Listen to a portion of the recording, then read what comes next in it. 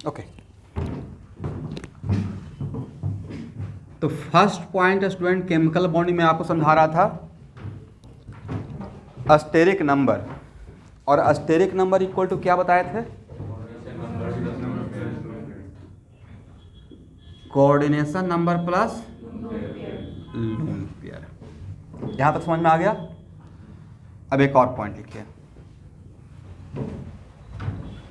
नहीं एक चीज और समझिए।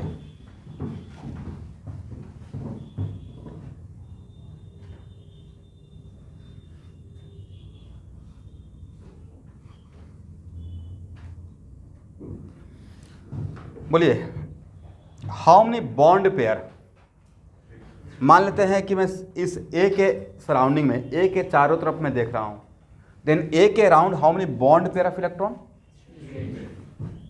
Bond pair, bond pair, bond pair, correct. तो बॉन्ड पेयर कितना है?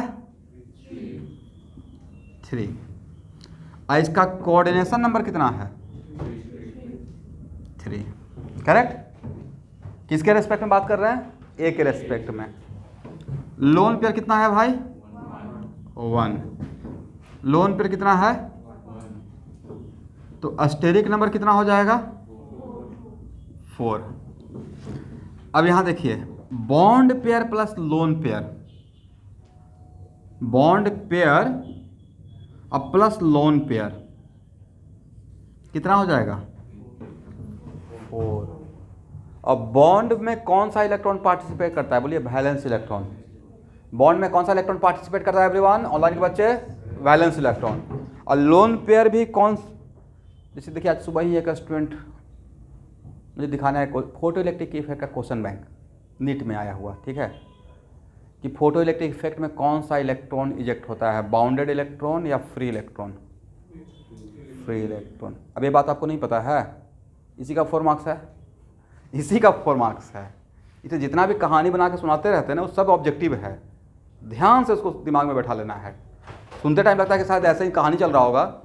जैसे एक बहुत इंपॉर्टेंट फोटो इलेक्ट्रिक में बताए थे कि सारा इलेक्ट्रॉन सेम काइनेटिक से नहीं आउट होता है, राइट? और electron escape with different different kinetic, उसमें केमैक्स वाला कुछ फ्यू इलेक्ट्रॉन होता है, बाकी कहाँ से 0 से केमैक्स तक के बीच में वेरी करता है, करेक्ट? उस पर कम से कम 10 बार क्वेश्चन पूछा हुआ है। अब वो थ्योरी अगर जब तक 3 फार्मूला से काम नहीं चलेगा, थ्योरी जब तक नहीं जानिएगा तब तक कंप्लीट नॉलेज नहीं होगा। तो bond pair plus lone pair को क्या वैलेंस इलेक्ट्रॉन पेयर बोल दिया जाए? बॉन्ड पेयर में भी वैलेंस इलेक्ट्रॉन, और जो लोन पेयर बचा हुआ वो भी क्या है? Valence electron. अब सिमिलरिटी देखिए, यहाँ पे क्या आपको नहीं लग रहा कि कोऑर्डिनेशन नंबर कुछ और नहीं है, बॉन्ड पेयर ऑफ इलेक्ट्रॉन है, बॉन्ड पेयर है, राइट? और asterisk number of valence electron pair, different sense या सेम सेंस? इसका मतलब है यहाँ पे बॉन्ड पेयर किसके बराबर हो गया भाई? कोऑर्डिनेशन नंबर के बराबर। अब वैलेंस इलेक्ट्रॉन पेयर किसके बराबर हो गया? अस्टेरिक नंबर। एग्जांपल लिखिए,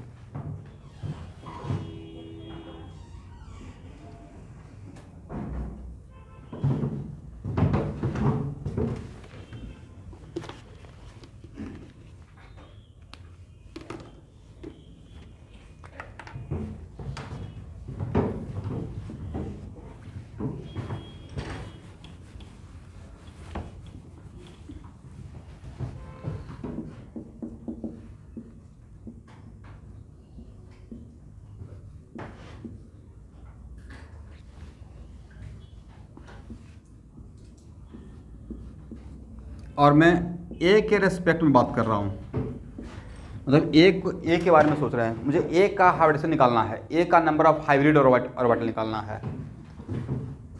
कोऑर्डिनेशन नंबर कितना ए का? 3। लोन पेयर कितना? अस्टेरिक नंबर कितना? 4। बॉन्ड पेयर ऑफ इलेक्ट्रॉन कितना? 3 है या 4 है? 4 है, राइट? 1 2 और यहाँ पे डबल बॉन्ड है ना भाई, तो बॉन्ड पेयर 3 बोले या 4 बोले? और लोन पेयर 1, तो वैलेंस इलेक्ट्रॉन पेयर 5 हो जाएगा। तब यहाँ तो हो गया गड़बड़ नहीं?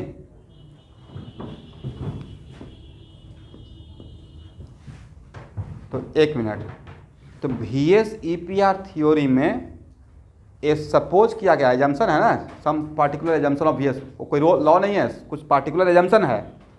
तो VSEPR थ्योरी में सपोज किया गया है कि multiple bond treated as single bond.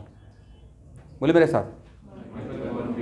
तो अगर आप हाइब्रिडाइजेशन का बात कर रहे हैं और हाइब्रिडाइजेशन के पॉइंट ऐसे कोई पूछेगा कितना बॉन्ड पेयर ऑफ इलेक्ट्रॉन, तो आंसर बोलना है 4, राइट। लेकिन अगर हाइब्रिडेशन निकालने के पॉइंट ऑफ व्यू के लिए कोई पूछ रहा है हाउ मेनी, वो एक सर्टेन फार्मूला है, तो हाइब्रिडेशन के पॉइंट ऑफ व्यू से नंबर ऑफ हाइब्रिड और वाइटल निकालने के लिए अगर बॉन्ड पेयर ऑफ इलेक्ट्रॉन पूछेंगे तो यहाँ पे 3 ही बोलना चाहिए। क्यों?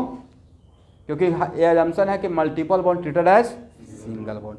नेक्स्ट क्वेश्चन आएगा क्यों, मतलब आइए नेक्स्ट क्वेश्चन आएगा कि ऐसा क्यों, तो उसका आंसर है कि ज्योमेट्री के लिए सिग्मा बॉन्ड रिस्पॉन्सिबल रहता है, नॉट पाई बॉन्ड। ज्योमेट्री हुई हम लोग हाइब्रिडेशन क्यों निकाल रहे हैं, for finding the geometry and who is responsible for geometry, sigma bond not pi bond. That's why pi bond के इलेक्ट्रॉन को हम लोग बॉन्ड पेयर में काउंट नहीं करेंगे। किस पर्पज़ के लिए? हाइब्रिडेशन के लिए। समझ गए? इसका मतलब है कि यहाँ पे पहले एक पॉइंट लिख लिया जाए, उसके बाद इसको फिर फाइनल करते हैं। लिखिए, ये डायग्राम लिखिए, वो दोनों लिखिए, वहाँ पे क्रॉस कीजिए।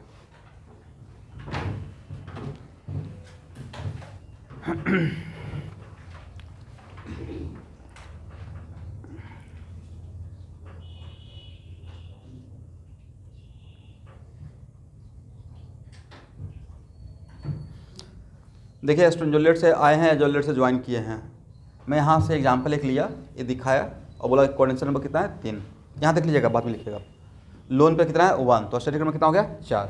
फिर मैंने बोला कि बॉन्ड पेयर कितना है, एक रेस्पेक्ट में, एक चारों तरफ, तो 3 बॉन्ड है था, 3 बॉन्ड पेयर हो गया। और लोन पेयर कितना है 1। अब बॉन्ड में पार्टिसिपेट कौन करता है, वैलेंस इलेक्ट्रॉन। लोन पेयर भी क्या रहता है, वैलेंस इलेक्ट्रॉन। तो टोटल वैलेंस इलेक्ट्रॉन पेयर कितना हो गया, bond pair plus lone pair equal to what 4। अब दोनों को मैच करवाए तो ऐसा लग रहा था कि बॉन्ड पेयर कोऑर्डिनेशन नंबर के बराबर, अब valence electron pair steric number के बराबर। यहाँ तक तो सही था। फिर एक एग्जाम्पल ले लिया यहाँ पे, और तब यहाँ पे पूछा कोऑर्डिनेशन नंबर कितना 3, डायरेक्ट जो एटम अटैच रहेगा। लोन पे कितना 1, स्टेरिक नंबर कितना 4, करेक्ट। लेकिन जब बॉन्ड पे काउंट किया तो बॉन्ड तो 4 है, अब तो वहाँ पे क्या नजर आएगा 4। और लोन पे कितना 1, तो क्या बॉन्ड पेयर और कोऑर्डिनेशन नंबर यहाँ पे मैच किया, नहीं किया, जबकि मैच करना चाहिए था। तो फिर यहाँ पे एक एजम्पशन लेकर मैच कराएंगे। वो एजम्पशन क्या है कि VSEPR थ्योरी में लिखिए, in VSEPR theory multiple bond treated as single bond. In VSEPR theory multiple bond treated as single bond because sigma bond is responsible for geometry not pi bond. Because sigma bond is responsible for geometry, not pi bond.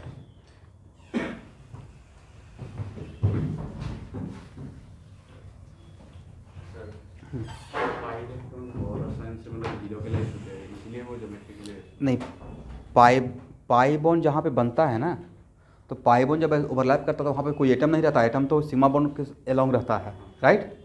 वहाँ पे atom तो रहता नहीं, वहाँ तो उसको तो orbital रहता है, और हम लोग एटम का अरेंजमेंट देख रहे हैं, करेक्ट। इसलिए आज का दिमाग में रखिएगा कि पाई बॉन्ड ज्योमेट्री डिसाइड नहीं करता है, लोन पेयर और सिग्मा बॉन्ड डिसाइड करता है, करेक्ट।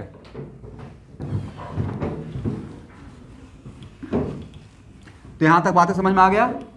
इसका मतलब है कि अगर डबल बॉन्ड भी रहेगा और हम लोग नंबर ऑफ हाइब्रिड और वाइटल के लिए काम कर रहे हैं, मतलब VSEPR थ्योरी के लिए, तो इस टाइप के सिचुएशन में बॉन्ड पेयर कितना है, बॉन्ड पेयर 4, बट यहाँ पे कितना बोलिएगा 3 बोलिएगा। 1 2 मल्टीपल बॉन्ड को भी क्या ट्रीट करना है, सिंगल बॉन्ड। और लोन पेयर कितना हो जाएगा 1, तो स्टेरिक नंबर कितना 4, कोऑर्डिनेशन नंबर भी कितना रहेगा 3, लोन पेयर भी कितना रहेगा 1, स्टेरिक नंबर कितना नजर आएगा 4। अब तो सही है, ठीक है।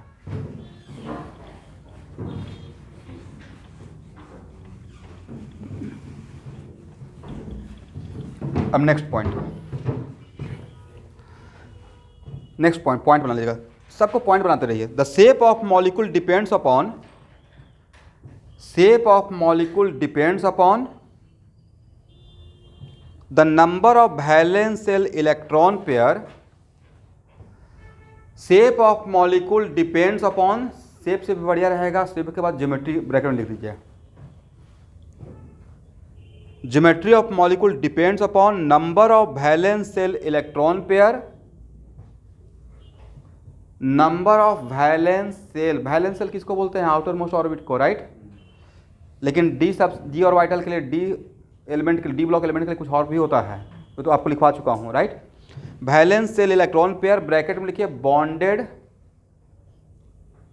As well as non bonded electron pair. Non bonded मतलब lone pair, right.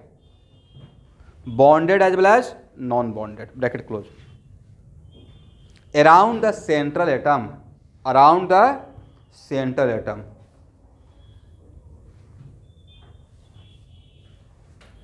Next point,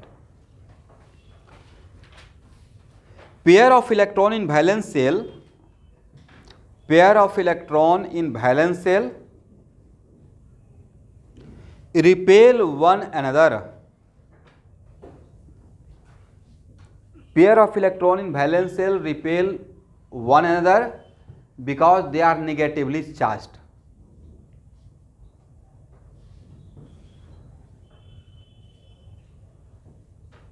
comma and इसी में and they tend to occupy such position in a space, and they tend to occupy such position in a space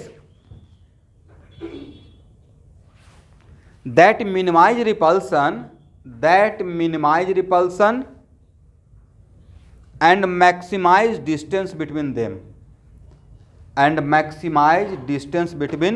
them, ऐसा क्यों माना गया है कि repulsion को मिनिमाइज कर दे, और तो रिपल्सन मिनिमाइज करने के लिए distance maximum, sir repulsion minimum रहेगा तो एनर्जी मिनिमम रहेगा, एनर्जी मिनिमम रहेगा तो स्टेबिलिटी ज़्यादा रहेगा, 10 बाई, ठीक है।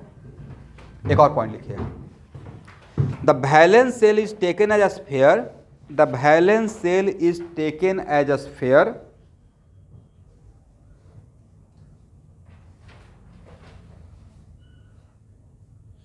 with electron pair localizing on the spherical surface.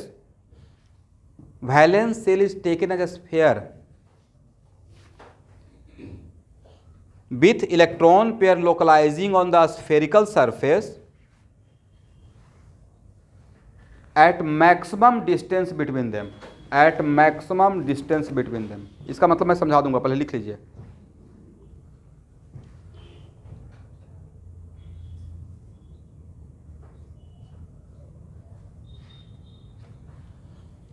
एक और पॉइंट,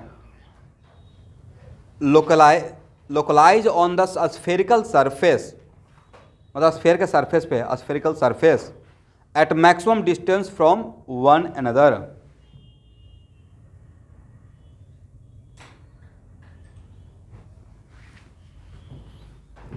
अब देखिए, एक कुछ पॉइंट लिखवाना था इसलिए मैंने लिखवा दिया आपको, ठीक है। अब बातों को यहां समझिए।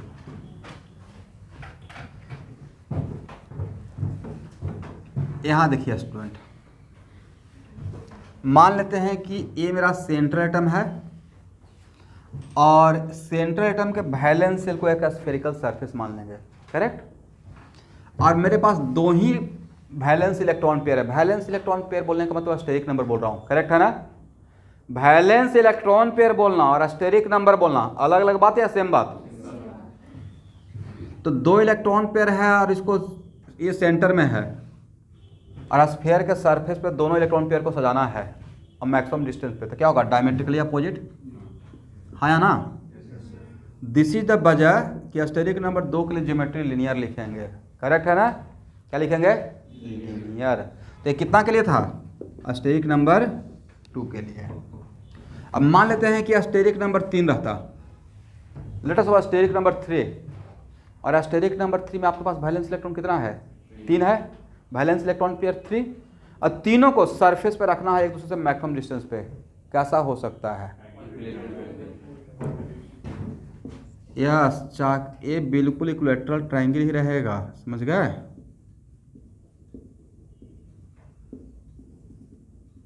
ऐसे ये सपोज किया गया है।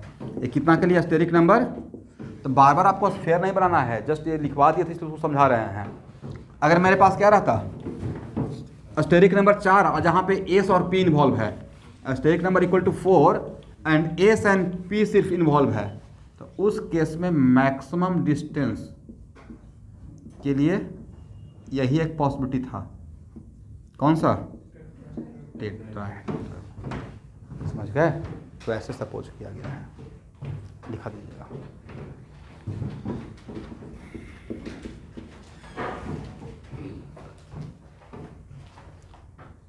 अब बताइए student, what is the difference between geometry and shape?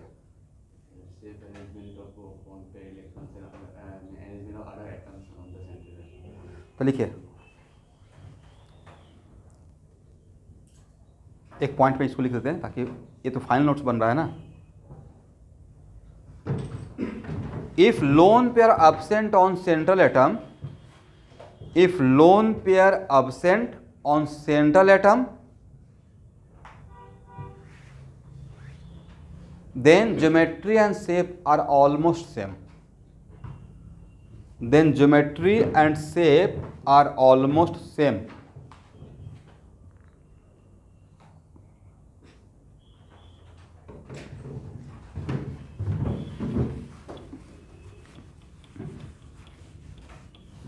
But if lone pair present on central atom, उसी में कंटिन्यू कर लीजिए।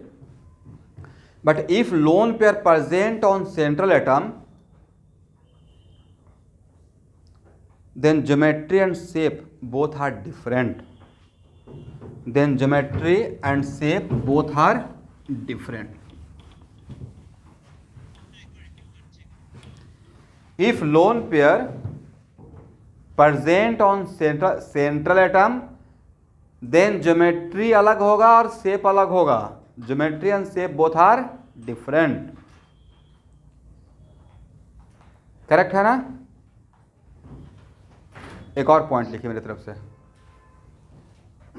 If next point, if lone pair present on central atom,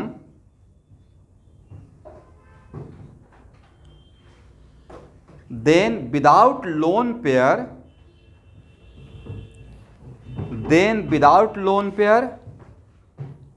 arrangement of atom around the central atom, arrangement of atom around the central atom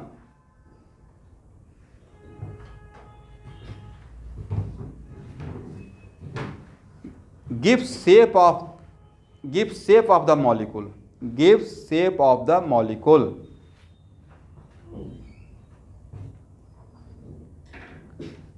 correct है? और एक और point यहाँ ध्यान से देखिएगा स्टूडेंट, आज के बाद किसी भी स्टेरिक नंबर के लिए ज्योमेट्री जो बोलूँगा वो फिक्स हो जाएगा, फ्रिज। ज्योमेट्री चेंज नहीं होगा, शेप में और मे नॉट। शेप हो सकता है स्टेरिक नंबर के लिए, यहाँ देखिए स्टेरिक नंबर के लिए शेप डिफरेंट भी हो सकता है, लेकिन ज्योमेट्री ऑलवेज क्या रहेगा? फिक्स। तो आज के बाद किसी भी हाइपोथेटिकल के लिए अगर ज्योमेट्री बोल दिए, फॉर एग्जांपल sp3 के लिए अगर ज्योमेट्री हम लोग टेट्राहेड्रल जानते हैं तो टेट्राहेड्रल के अलावा मैं दूसरा नहीं बोलूँगा, बट शेप बोल सकता हूँ। करेक्ट? तो इसका मतलब for each hybridization geometry variable या फिक्स्ड, एक लाइन लिख लीजिए, भूल जाइएगा। For each hybridization geometry is fixed, for each hybridization geometry is fixed.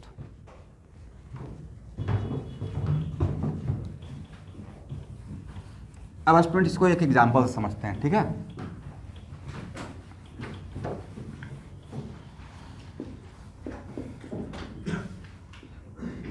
यहां देखिए, इसी एग्जांपल को लेते हैं और हम लोग नाइट्रोजन का निकालने वाले हैं। भाई कोऑर्डिनेशन नंबर कितना नाइट्रोजन का?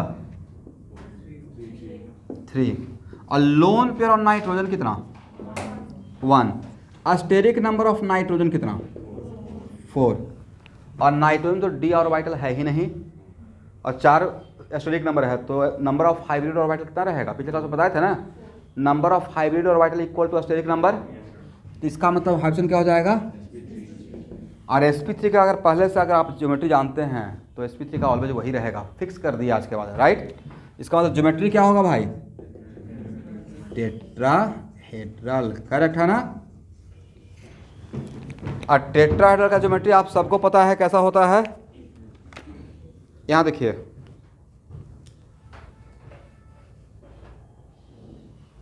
This is shape of geometry of tetrahedral, right, 3 dimensional. तो इसमें जो 4 दिखा रहे हैं उसमें सिर्फ क्या बॉन्ड पेयर दिखा रहे हैं या लोन पेयर भी दिखा रहे हैं? बॉन्ड पेयर भी और लोन पेयर। इसका मतलब बॉन्ड पेयर और लोन पेयर दोनों मिलकर ज्योमेट्री डिसाइड करता है। बट उस बॉन्ड पेयर में पाई बॉन्ड को नहीं इंक्लूड कर रहे हैं। मल्टीपल बॉन्ड रहेगा तो उसको सिर्फ क्या ट्रीट करना है, समझ गए? तो ये है। अब देखिए शेप के लिए क्या बोले हैं बताइए, तो क्या लिखवाए थे शेप के लिए? तो शेप निकालने के टाइम पे फॉर फाइंडिंग द शेप, जहाँ पे लोन पे प्रेजेंट रहेगा वहाँ पे ज्योमेट्री और शेप डिफरेंट रहेगा। तो for finding the shape without lone pair, इसका शेप के टाइम पे लोन पेयर को हटा देना है, तब जो नज़र आएगा, और जो नज़र आएगा उसको आसपास के चीज़ों से मिलाना है, किसके जैसा दिखता है, और उसी का के करस्पॉन्डिंग हम लोग शेप बोल देंगे। फॉर एग्जांपल इसको देखिएगा तो यहाँ से मिलाइएगा, यहाँ से मिलाइएगा, यहाँ से मिलाइएगा, एक ट्रायंगुलर बेस बन गया, इधर से दीवार, इधर से दीवार, इधर से दीवार, प्लेन क्या नजर आएगा? ट्रायंगुलर पिरामिडल, मिस्र का पिरामिड। और पिरामिड का नाम होता है उसके बेस के अकॉर्डिंग। अगर बेस स्क्वायर है तो बोलेंगे स्क्वायर पिरामिडल, राइट। बेस अगर ट्रायंगुलर है तो क्या बोलेंगे? तो अब बताइए अमोनिया का ज्योमेट्री और शेप सेम है या डिफरेंट है? डिफरेंट है। शेप के लिए क्या बोलेंगे? बोलिए बोलिए, ट्रायंगुलर पिरामिडल। क्यों? क्योंकि लोन पे छोड़कर बात कर रहे हैं। और ज्योमेट्री क्या बोलेंगे भाई? टेट्राहेड्रल। अब डिफरेंस समझ में आ गया? पक्का? चलिए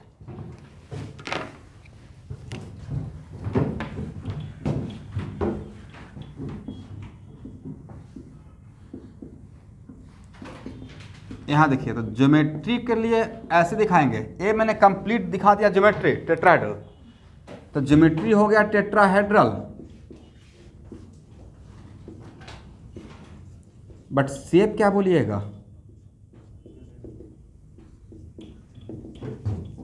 ट्राइगोनल पिरामिडल। ये डिफरेंस था, करेक्ट है ना? चलिए अब बाकी जगह जहां जहां पे आते रहेगा वहां पे हम लोग लेते रहेंगे, ठीक है? इसको हटाया जाए।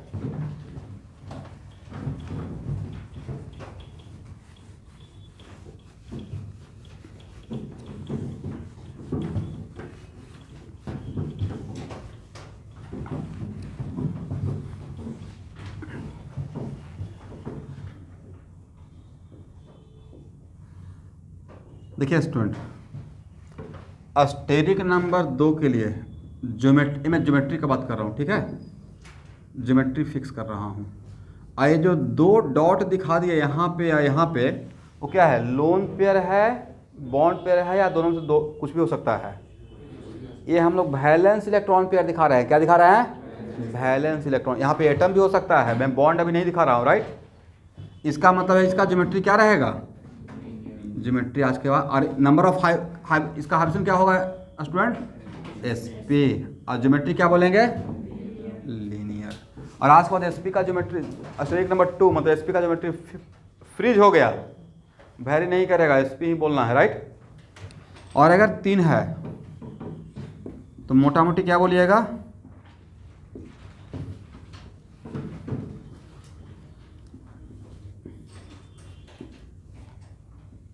इसका ऑप्शन होगा sp2। और ज्योमेट्री क्या बोलेंगे? ट्राइगोनल प्लेनार, ठीक है। और अगर स्टेरिक नंबर 4 है देन, तो अब यहां देखिए, इसका 2 होता है स्टूडेंट, sp3 भी होता है, और बट ए में हम लोग ज़्यादा क्लास 12th में देखेंगे। 11th में इस पर आपसे क्वेश्चन नहीं पूछा जाएगा। 11th में एक बहुत बड़ा चैप्टर है जिस खासकर बोर्ड और इंट्रेंस के लिए बहुत इंपॉर्टेंट, जिसका नाम है कोऑर्डिनेशन कंपाउंड, तो वहाँ पे आएगा। इसलिए मैं दोनों लिख दिया, बट अभी हम लोग ज़्यादा फोकस किस पे करेंगे? तो यहाँ पे जो मैं ज्योमेट्री लिख रहा हूँ वो sp3 का लिख रहा हूँ। ये मत सोचेगा कि dsp2 का लिखा है, इसलिए मैंने एरो देकर लिख दिया, ठीक है। बट होता है स्टेरिक नंबर 4 के लिए ये भी हो सकता है और ये भी हो सकता है, बट हम लोग अभी किसको कंसिडर करेंगे? और sp3 का ज्योमेट्री टेट्राहेड्रल, ये फिक्स हो गया आज के बाद, ठीक है। और इस sp3 का हम लोग अरेंज करके दिखाएंगे कैसे?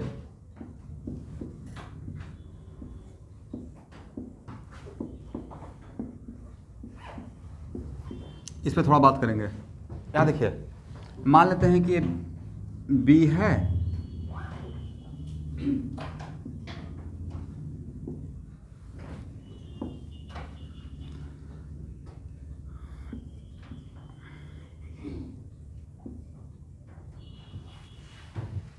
L1 और L2 में कौन सा डिस्टेंस ज़्यादा? मुझे तो लग रहा है कि L2 डिस्टेंस ज़्यादा है। यस, 3D को 2D में प्रोजेक्ट कर दिया, राइट। इसका मतलब है कि sp टेट्राहेड्रल ज्योमेट्री या सिमेट्रिकल ज्योमेट्री, तो सेंट्रल एटम के अराउंड कोई भी 4 एटम में रहेगा, उसके बीच का डिस्टेंस डिफरेंट रहेगा या सेम रहेगा? एक लाइन मिला लीजिए, कहीं पे काम में आ जाएगा। टेट्राहेड्रल ज्योमेट्री और सिमेट्रिकल ज्योमेट्री मतलब L1 equal to what? L2।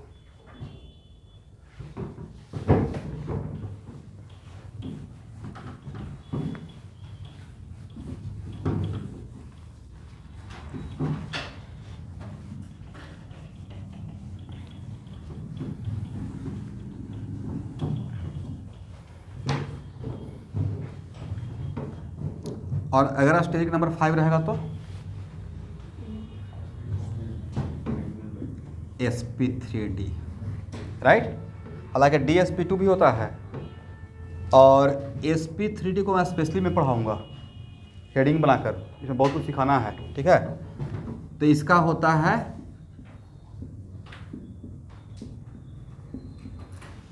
बोलिए क्या है? ऐसे सिर्फ इतना छोड़ देते तो क्या रहता? Trigonal planar. अब यहाँ देखिए, करेक्ट है ना?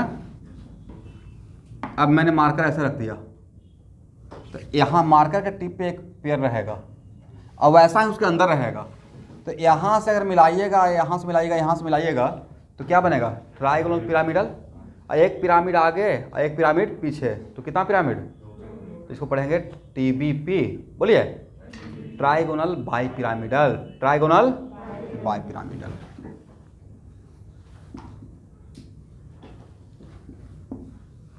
देखिए, तो ऊपर का पिरामिड मैंने ड्रॉ कर दिया, और वैसे ही नीचे से रहेगा, हाँ या ना? ड्रॉ कर दीजिएगा। तो इसका ज्योमेट्री फिक्स है। आज के बाद मैं शॉर्टकट में लिखता हूँ, आप लोग फुल फॉर्म में लिखिएगा, ट्राइगोनल बाई पिरामिडल। और अगर स्टेरिक नंबर 6 रहेगा, देन sp3d2, करेक्ट। भाई स्टेरिक नंबर 5 रहेगा तब तो D को आना ही पड़ेगा। एस और P मिला के मैक्सिमम 4 ही कर सकता था, राइट। तो 4 के बाद 5 अगर रहेगा तो D को आना ही पड़ेगा, करेक्ट। बट यहाँ पे, यहाँ देखिए, sp3d2 भी होता है, D2 sp3 भी होता है, ये D2 आगे भी रहता है। बट अभी आप बस यही जानिए, बाकी जो नहीं जानिए वो बाद में देखेंगे, ठीक है। और sp3d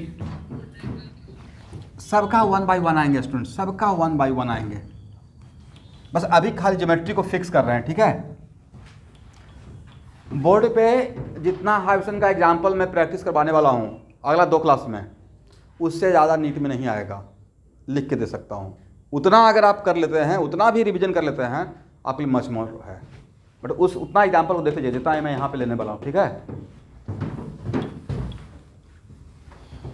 यहाँ देखिए,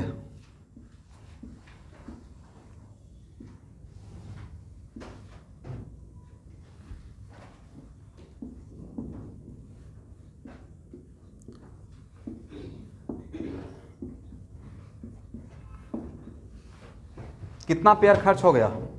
4। और ये है मेरा स्क्वायर, क्या है? Square planar, correct. और एक ऐसे कर देते हैं, और यहाँ से मिलाते हैं, यहाँ से मिलाते हैं, यहाँ से मिलाते हैं, यहाँ से मिलाते हैं, क्या नजर आएगा? Square pyramidal. और ऐसा ही एक पिच है, तो क्या हो जाएगा?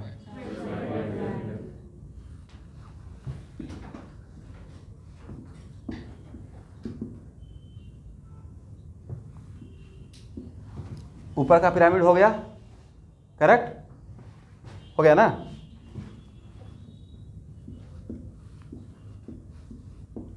नीचे का भी पिरामिड हो गया। अब बोलिए ऊपर में कितना प्लेन बना है, ऊपर के पिरामिड में कितना प्लेन, चारों तरफ से 4, राइट। और नीचे भी कितना बना है 4, 4 + 4 कितना हो गया 8। दैट्स वाई इसके ज्योमेट्री का, मोस्टली इस ज्योमेट्री का नाम आपको मिलेगा लिखा हुआ ऑक्टाहेड्रल। क्या मिलेगा, ऑक्टाहेड्रल। लेकिन कोई बोलेगा कि सर स्क्वायर बाई पिरामिडल नहीं बोलेंगे, बिल्कुल बोल सकते हैं, ये भी बोल सकते हैं, बट मैं आपको उस तरफ ज़्यादा लेके जाना चाहूँगा जो जनरली फ्रिक्वेंटली आता है क्वेश्चन में। स्क्वायर बाई पिरामिडल भी उतना ही करेक्ट है जितना ऑक्टाहेड्रल करेक्ट है, ठीक है, बट जनरली ये मिलता रहेगा आपको, ठीक है। SBP का मतलब स्क्वायर बाई पिरामिडल।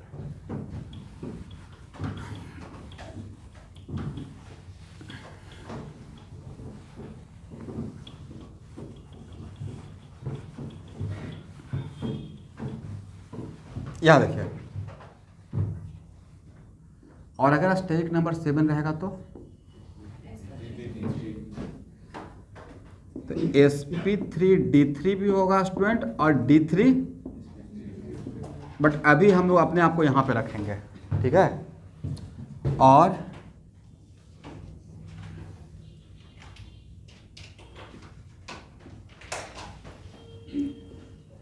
यह है रेगुलर पेंटागन। रेगुलर पेंटागन समझते हैं, साइड लेंथ सेम। तब रेगुलर पेंटागन का कॉर्नर पे मेरा 5 वैलेंस इलेक्ट्रॉन पेयर खर्च हो गया, बाकी 2 कैसे रहेगा, एक ऊपर और एक नीचे। तो जो क्या पढ़िएगा, पेंटागोनल बाई पिरामिडल, क्या पढ़िएगा, पेंटागोनल बाई पिरामिडल। तो इसके ज्योमेट्री का एक्चुअली नाम ये है।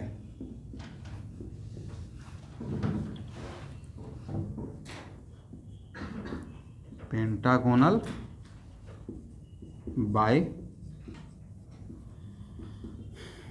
पिरामिडल।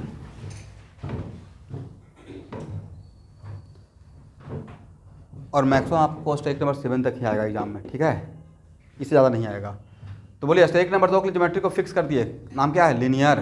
3 के लिए ट्राइगोनल प्लेनार, 4 के लिए टेट्राहेड्रल के अलावा भी एक होता है लेकिन मैं नहीं बोला हूँ, ठीक है। ऐसे बोलिएगा तो नाम बोल दूंगा, स्क्वायर प्लेनार होता है DSP2 का, बट अभी आप सिर्फ किसका याद रखिए, SP3 का। उसके बाद स्टेरिक नंबर 5 के लिए ट्राइगोनल बाई पिरामिडल, 6 के लिए 2 नाम है लेकिन ऑक्टाहेड्रल ज़्यादा फेमस है, और 7 के लिए पेंटागोनल बाई पिरामिडल। अब एक पॉइंट और लिखिए, बट आज के बाद जो स्टेरिक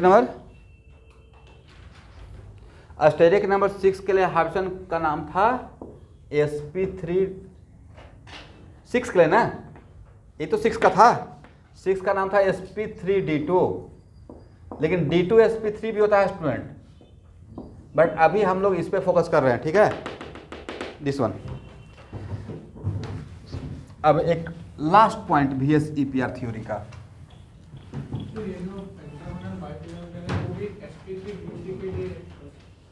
SP3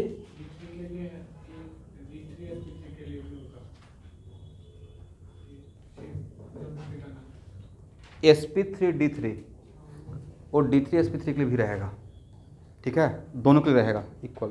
लेकिन देखिए SP3D3 बहुत कम मिलेगा, इसमें सबसे ज़्यादा जो इम्पोर्टेंट है वो है SP3D और SP3D2, मोस्टली वो मिलता है। बट हम लोग को अभी यहाँ पे सब कुछ देखना है अब। और सबसे बढ़िया बात है ये है कि आज के बाद अगर कोई भी पूछे कि इसका ज्योमेट्री ऐसा क्यों हुआ, एक लाइन में आंसर देख निकल जाइएगा शॉर्टकट में, अकॉर्डिंग टू VSEPR थ्योरी। कुछ भी नहीं समझ में आ रहा है क्या बोल निकल जाए, उसी थ्योरी से बना रहे हैं, राइट। अब लिखिए according, last point, according to VSEPR theory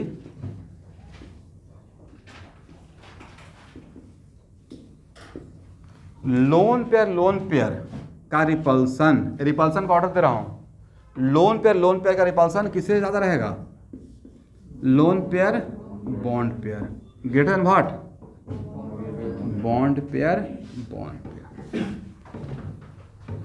अब यहाँ देखिए नेक्स्ट क्वेश्चन, सर ऐसा क्यों। तो अगर आपसे पूछा जाए कि लोन पेयर, तो वो एकदम बिल्कुल फ्री इलेक्ट्रॉन है ना, वो अवेलेबल है, राइट। बट बॉन्ड पेयर तो किसी के साथ अट्रैक्टेड है। तो लोन पेयर और बॉन्ड पेयर में कौन सा इलेक्ट्रॉन ज़्यादा फ्री है? कहाँ पे इलेक्ट्रॉन ज़्यादा है अवेलेबल? Loan pair, right. अब इसमें लोन पेयर और बॉन्ड पेयर, यहाँ देखिए आपसे कोई पूछेगा कि लोन पेयर बॉन्ड पेयर में अब दो कैटेगरी हो सकता है सर, लोन पेयर और सिग्मा बॉन्ड पेयर, हाँ या ना? और लोन पेयर और पाई बॉन्ड पेयर। मान लेते हैं कि आपके पास एक पाई बॉन्ड है, ये सब लोग इधर देखिए, एक पाई बॉन्ड है, कहीं ना कहीं यूज करूंगा, एक पाई बॉन्ड है और एक लोन पेयर है। तो लोन पेयर और पाई बॉन्ड को आप मिनिमम डिस्टेंस पर रखना पसंद करेंगे या मैक्सिमम? क्योंकि पाई इलेक्ट्रॉन ज़्यादा फ्री है with respect to sigma electron. क्यों ज़्यादा फ्री है? क्योंकि सर सिग्मा बॉन्ड स्ट्रॉन्ग होता है, राइट। और स्ट्रॉन्ग का मतलब क्या? वो टाइटली बॉन्डेड है किसी के साथ। बट पाई बॉन्ड क्या है? क्या टाइटली बॉन्डेड है या लूजली बॉन्डेड है? Loosely bonded. This is the वजह कि इन दोनों में अगर पूछेंगे तो किसका रिपल्सन ज़्यादा रहेगा? इसका रिपल्सन ज़्यादा रहेगा।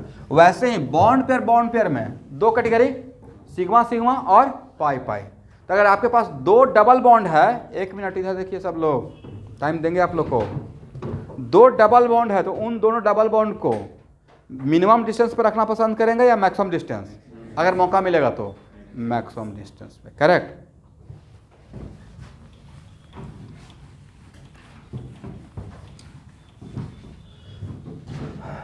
चलिए अब यहाँ देखिए सब लोग,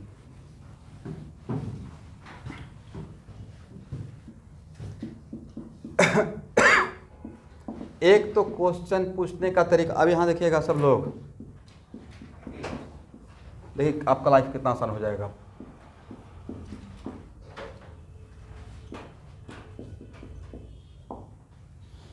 एक तो क्वेश्चन पूछने का तरीका ये रहेगा कि एक मॉलिक्यूल दे दिया, मॉलिक्यूल का स्ट्रक्चर मैं पहले दे चुका हूँ, किससे कितना कौन सा आइटम अटैच है वो आपको नहीं बताना है, मैंने दे दिया एक क्वेश्चन में। और देकर यहाँ पे पूछ रहे हैं कि इसका ऑप्शन बताइए। स्ट्रक्चर मैंने दे दिया, एक रफ स्ट्रक्चर, ये स्ट्रक्चर का मतलब है कोई किससे कौन आइटम और कितना अटैच है वो पता है। तो भाई अब तो ये आपके लिए ब्रह्मास्त्र है। कोऑर्डिनेशन नंबर कितना नाइट्रोजन का? नाइट्रोजन का पूछ रहे हैं, 3 ना? और लोन पर कितना नहीं बोलेंगे फिर भी आपको देखना है, राइट। 1 स्टेरिक नंबर 4 हर्सन, इतना आसान था, बच्चों का गेम है, राइट। चलिए यहाँ देखिए, इसका कोऑर्डिनेशन नंबर कितना? लोन पेयर, कार्बन के पास 4 ही वैलेंस इलेक्ट्रॉन था, चारों बॉन्ड में चला गया तो बचेगा। तो स्टेरिक नंबर कितना? 4 हर्सन sp3। भाई इसका कोऑर्डिनेशन नंबर कितना?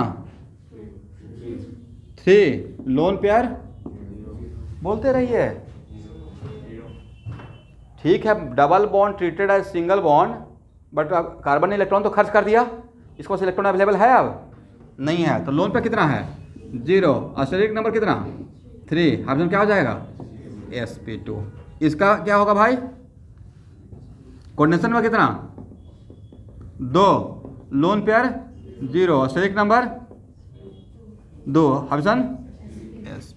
बहुत टफ था, तो एक लाइन से सबका निकालना स्टार्ट कर दीजिएगा। लिखिए,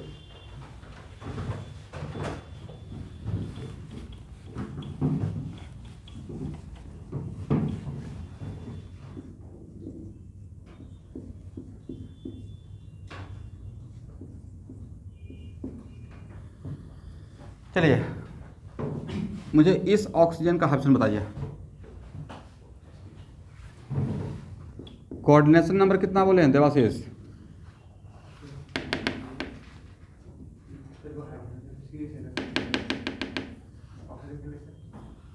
ऑक्सीजन के लिए एक कोऑर्डिनेशन नंबर कितना बोले? कोऑर्डिनेशन नंबर लिखा हूँ, कोऑर्डिनेशन नंबर जितना आइटम से डायरेक्टली अटैच रहेगा that is called coordination number 2, correct. Loan pair कितना? घबराना नहीं है, ऑक्सीजन के पास वैलेंस इलेक्ट्रॉन है 6, इलेक्ट्रॉनिक कॉन्फिगरेशन चले गए, 2 इलेक्ट्रॉन बॉन्ड बनाने में खर्च कर दिया, तो बाकी तो 4 इलेक्ट्रॉन बचा हुआ है ना। और 4 इलेक्ट्रॉन बचा हुआ है वो एक्चुअली नॉन बॉन्डिंग इलेक्ट्रॉन है। तो लोन पेयर कितना होगा? 2। स्टेरिक नंबर कितना हो जाएगा? 4 हाइड्रोजन क्या हो जाएगा? sp3। बहुत टफ था। चलिए इस कार्बन का खुद कैलकुलेट कीजिए आप लोग। क्या sp2 लिख सकते हैं? देखिए तो इस ऑक्सीजन का क्या समस्या है भाई? कोऑर्डिनेशन नंबर भी तो निकाल सकते हैं। कितना? 1। एक एटम से अटैच है तो एक ही ना बोलिएगा। और लोन पे कितना? इसके पास 6 इलेक्ट्रॉन था, 2 इलेक्ट्रॉन खर्च कर दिया, करेक्ट, डबल बॉन्ड बनाने में। लोन पे 2 है तो स्टेरिक नंबर कितना है? 3। ऑप्शन क्या रहेगा? इसका मतलब इस मेथड से तो अगर मॉलिक्यूल का स्ट्रक्चर दिया हुआ है तो उसके अंदर किसी भी एटम का पूछेंगे तो निकल जाएगा। चलिए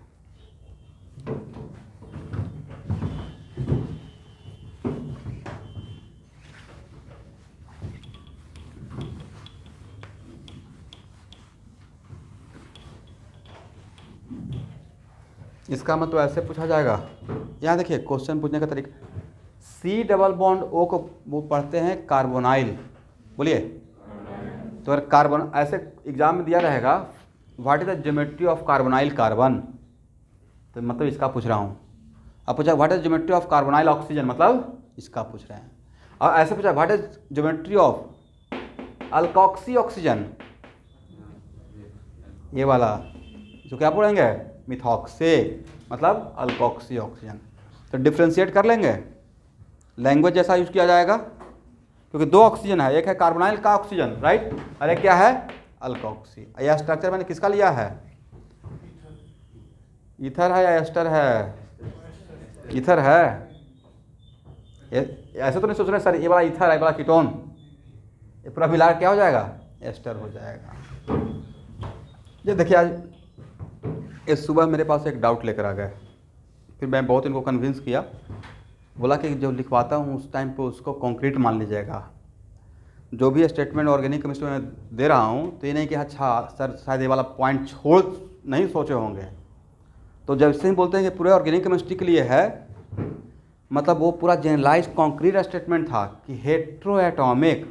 जैसे इनका क्वेश्चन बहुत वाजिब रहता है, मैं गलत नहीं बोलूँ कि गलत क्वेश्चन पूछते हैं कि सर ऑक्सीजन तो ज़्यादा इलेक्ट्रोनेगेटिव है नाइट्रोजन से, तो शायद यहाँ से खींच लेगा।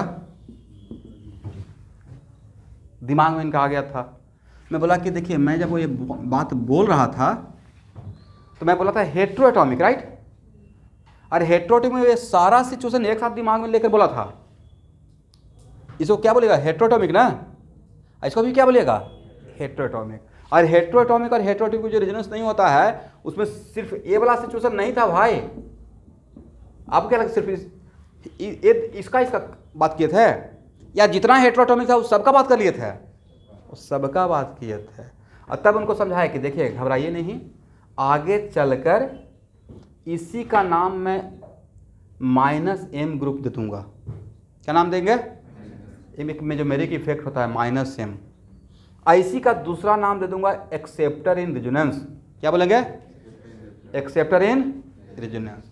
अब बाद में पढ़ाएंगे कि एक्सेप्टर और एक्सेप्टर के जो रेजोनेंस नहीं होता है, क्योंकि ये भी लेना चाहेगा और ये भी लेना चाहेगा। तो इस सारा सिचुएशन वहाँ पे इंक्लूडेड था।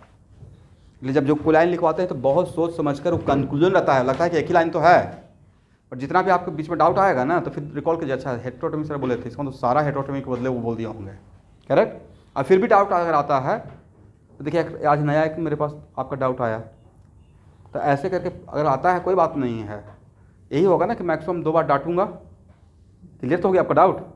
2 डाउट अगर पूरे लाइफ के लिए क्लियर हो गया तो ज़्यादा बेटर है। डाउट इस टाइप का डाउट आता है तो लेकर आइए, क्योंकि वहाँ से आप रुक जाइएगा। लेकिन उसका राइट टाइम है क्लास में, जब जैसे आज मैंने क्लास लिया रेजोनेंस का, कल नेक्स्ट क्लास जैसे ही लेना स्टार्ट करूँगा तो वहाँ पे क्लास में प्रोजेक्ट कीजिए। दैट्स वाई उसका फ़ायदा बाकी बच्चों को भी हो सके। एकदम कलेक्ट करके रखिए सारा प्रोजेक्ट आए, आते ही प्रोजेक्ट कर दीजिए।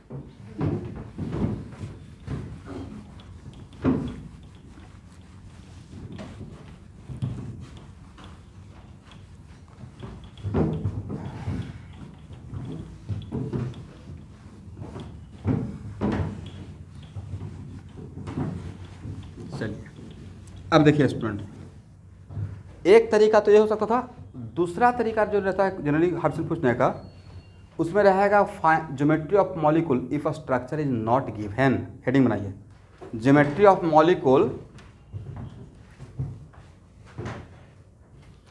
Geometry of molecule when a structure is not given. ये मेरा हेडिंग है। अब 1 मिनट,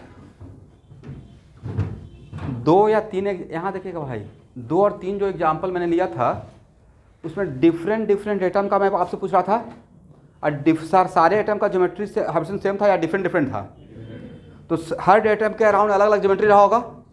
इसका मतलब है कि जो स्ट्रक्चर मैं यहाँ पे प्रेजेंट कर रहा था उसमें एक ही सेंट्रल एटम था या मोर देन वन था? मोर देन वन था, करेक्ट। लेकिन ये जो मैंने हेडिंग बनाया कि geometry of the molecule when a structure is not given, इसमें जो आपको ट्रिक्स देने वाला हूँ वो सिर्फ उस टाइप के ग्रुप ऑफ एटम के लिए वैलिड रहेगा जहाँ पे सेंट्रल एटम सिर्फ 1 रहेगा। इसलिए रहेगा जहाँ पे सेंट्रल एटम मोर देन 1 रहेगा तब तो फिर स्ट्रक्चर देना पड़ेगा, करेक्ट है ना। तो नीचे एक लाइन लिखिए, this is for those type of molecule, this is for those type of molecule in which central atom is only 1, in which central atom is only 1.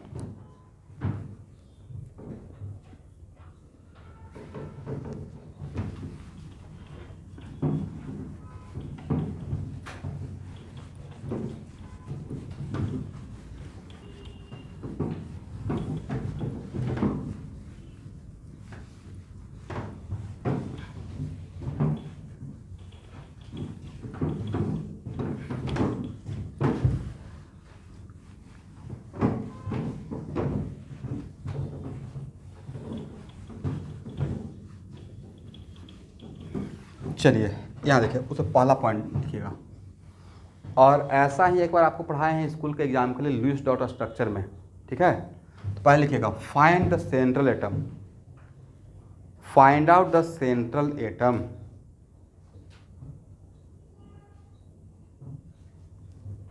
अब ब्रैकेट लिखिएगा, less electronegative atom is the central atom, less electronegative atom is the central atom, but hydrogen never treated as central atom, but hydrogen never treated as central atom.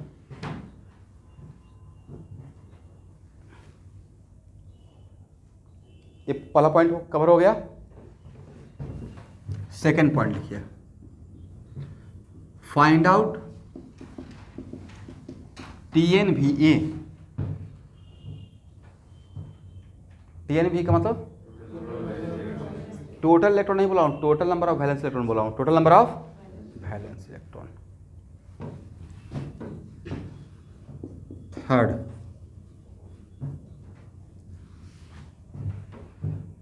Find out coordination number of central atom. एक बार central atom decide कर लीजिएगा तो बाकी rest atom क्या कहलाएगा? उसको surrounding atom. इसका तो वो उस सारा सराउंडिंग एटम सेंट्रल एटम से अटैच रहेगा।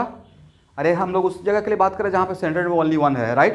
मतलब ये जो ट्रिक्स है उसका बाउंड्री कंडीशन है कि कब तक वैल्यू रहेगा, जब सेंट्रल एटम 1 रहेगा, बाकी जगह पे स्ट्रक्चर देखना पड़ेगा, correct. Next point, lone pair equal to TnVe minus 8 into coordination number. कितना लिखा है? डिवाइडेड बाई 2, और TnVe minus 2 into coordination number divided by 2। ये फार्मूला किसके लिए चलेगा? हाइड्रोजन। अगर सेंट्रल जितना कोऑर्डिनेशन नंबर के लिए हाइड्रोजन काउंट होगा तो हाइड्रोजन के लिए हम लोग ड्यूलेट, और बाकी के लिए ऑक्टेट, इसलिए 8 लिया, ठीक है। This is for hydrogen and this is for other, correct. अच्छा ये बताइए कि ये जो लोन पेयर निकाले वो क्या निकाले? This is lone pair of what? Yes, ये सबसे बड़ा, क्योंकि आप देखिए एक्चुअल में शॉर्टकट ट्रिक है, और जब हम लोग को पता है तो क्वेश्चन सेट करने वाला को भी पता है। जो क्वेश्चन सेट कर रहा है उनको नहीं पता है दुनिया क्या है, मुझे ज़्यादा पता है। तो एक्चुअली बच्चे बहुत ज़्यादा फास्ट होते होते क्या होता है कि मेन चीज़ को भूल जाते हैं और उनको लगता है कि लोन पेयर पूरे मॉलिक्यूल का लोन पेयर है। और जेई में 16 से लेकर 20 के बीच में किस साल यही पूछा गया है, loan pair on this molecule. तो बच्चे तो इसको सोचे कि हाइपोथेसिस क्वेश्चन है, लोन पेयर निकाल लिए और आंसर आ गया 3, वही 3 लगा के आ गया और आंसर था 9। तो अगर lone pair of the molecule पूछेंगे तो पूरे मॉलिक्यूल का बताना है, सिर्फ सेंट्रल एटम को बताना है या पूरे मॉलिक्यूल का, पूरे मॉलिक्यूल का। और अगर उनको loan pair on central atom पूछना रहेगा तो मेंशन करेंगे कि how many lone pair on the centre. तो यहाँ पे जो फार्मूला में निकाले हैं वो किसका निकाले हैं, सेंट्रल एटम का ही बात कर रहे हैं, करेक्ट है ना।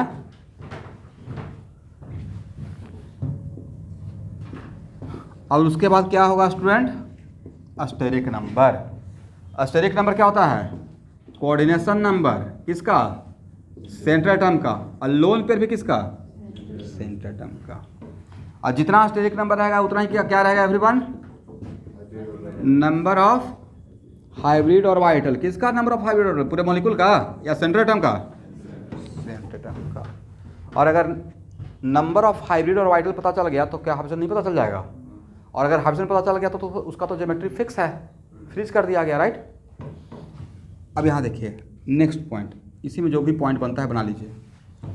देखिए यहाँ पे इस पॉइंट का कोई मतलब नहीं है, बट फिर भी मैं पॉइंट ले रहा हूँ कि इस पॉइंट को जानने से, क्योंकि आप नेक्स्ट बोल दीजिएगा sir pi bond is not responsible for geometry, but कहीं पे थोड़ा सा इफेक्ट आता है, थोड़ा सा अपना रोल प्ले करता है। और कुछ नहीं, आपने ज्योमेट्री ड्रॉ कर लिया और साथ में ये भी दिखा दिए कि यहाँ पे इसके साथ डबल बॉन्ड रहेगा तो और भी अच्छा है।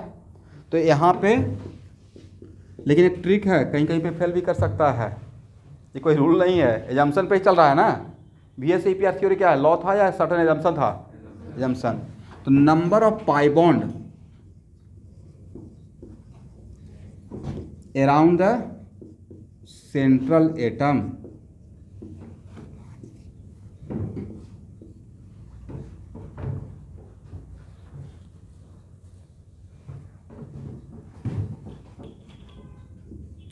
आप लोग का मोल कॉन्सेप्ट का टेस्ट हो गया ना,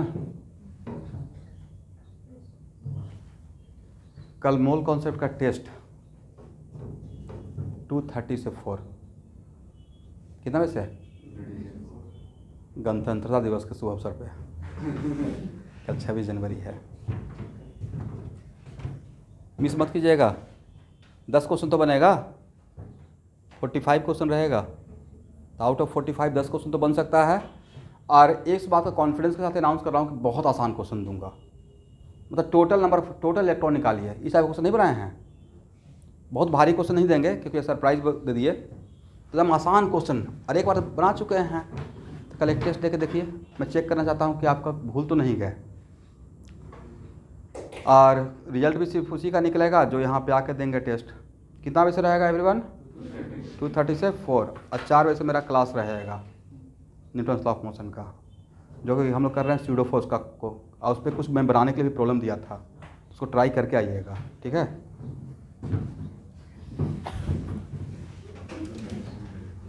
ये अच्छा था नहीं sir, number of pi bond around the central atom, नहीं ये तो आपको कुछ नहीं है, ड्रॉपर बैच के बच्चों से कुछ अगर कोई पढ़ रहा होगा आपको जान पता पूछिएगा, उनको खुद भी नहीं पता रहता है क्या टेस्ट होगा या नहीं होगा। 12 बजे क्लास लेकर निकलता हूँ, अब तब तक यहाँ पेपर रेडी रहता है। मार्फोलॉजी दीजिए टेस्ट, आज बायोलॉजिकल क्लासिफिकेशन दीजिए, मतलब वो बिल्कुल उनको सरप्राइज रहता है, भयानक वाला। आज मोल कॉन्सेप्ट दे दीजिए, आज रेडॉक्स दे दीजिए, जो पढ़ा चुके हैं, बिना पढ़ाए हुए कैसे लेंगे। मैं देखना चाहता हूँ कि कितना लोग रिकॉल करते हैं, क्योंकि आपको 2 साल का सिलेबस लेकर बैठना है। एक तो डिसिप्लिन चलेगा जो है अनाउंस पहले से, क्या स्ट्रक्चर और नोमेनक्लेचर आएगा, राइट, पूरा रेस्ट एंड मोशन आएगा, और डिसिप्लिन है अनाउंस रहेगा जो फुल पैटर्न पे रहेगा। बट ऐसे चैप्टर वाइज मेरी मर्जी है, पढ़ा दिया, अब रिकॉल कीजिए। अब आज जाके रात भर मोल कॉन्सेप्ट मत पढ़ना स्टार्ट कीजिएगा बस शॉर्ट नोट जो बनाए हैं ना उसको देख के आ जाइए, काम चल जाएगा आपका। चलिए, तो number of pi bond around the central atom equal to oxidation state of central atom का मॉडुलस, क्योंकि ऑक्सीडेशन नंबर निगेटिव भी हो सकता है, right. Oxidation state of central atom minus coordination number. इतना से अब हम लोग प्रैक्टिस स्टार्ट कर सकते हैं।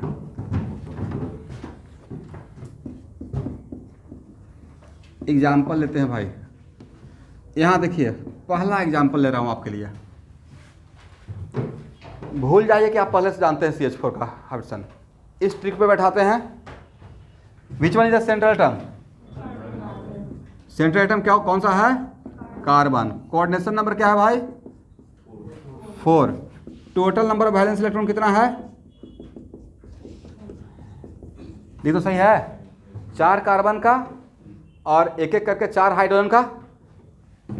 लोन पेयर कितना सर? 8 माइनस 8 इंटू 4 लिखें या 2 इंटू 4 लिखें? Divide by 2 equal to what? 0। Steric number बोलिए। Coordination number plus lone pair 4 plus 0 equal to what? 4।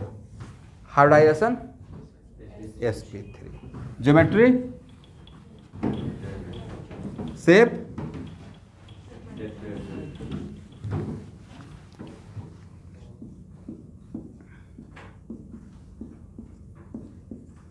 Geometry क्या रहेगा? टेट्राहेड्रल। और यहाँ पे लोन पे सेंट्रल एटम पे है।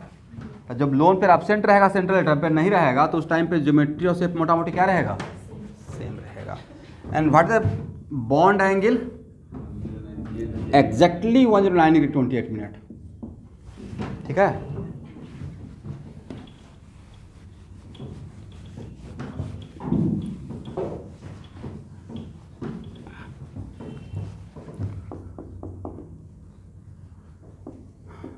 यहाँ देखिए NH3 का भूल जाइए कि इससे पहले जानते थे। Which one is the central atom? Less electronegative होना चाहिए, लेकिन हाइड्रोजन तो लेस इलेक्ट्रोनेगेटिव है, but hydrogen never treated as. तो सेंट्रल एटम नाइट्रोजन है, करेक्ट।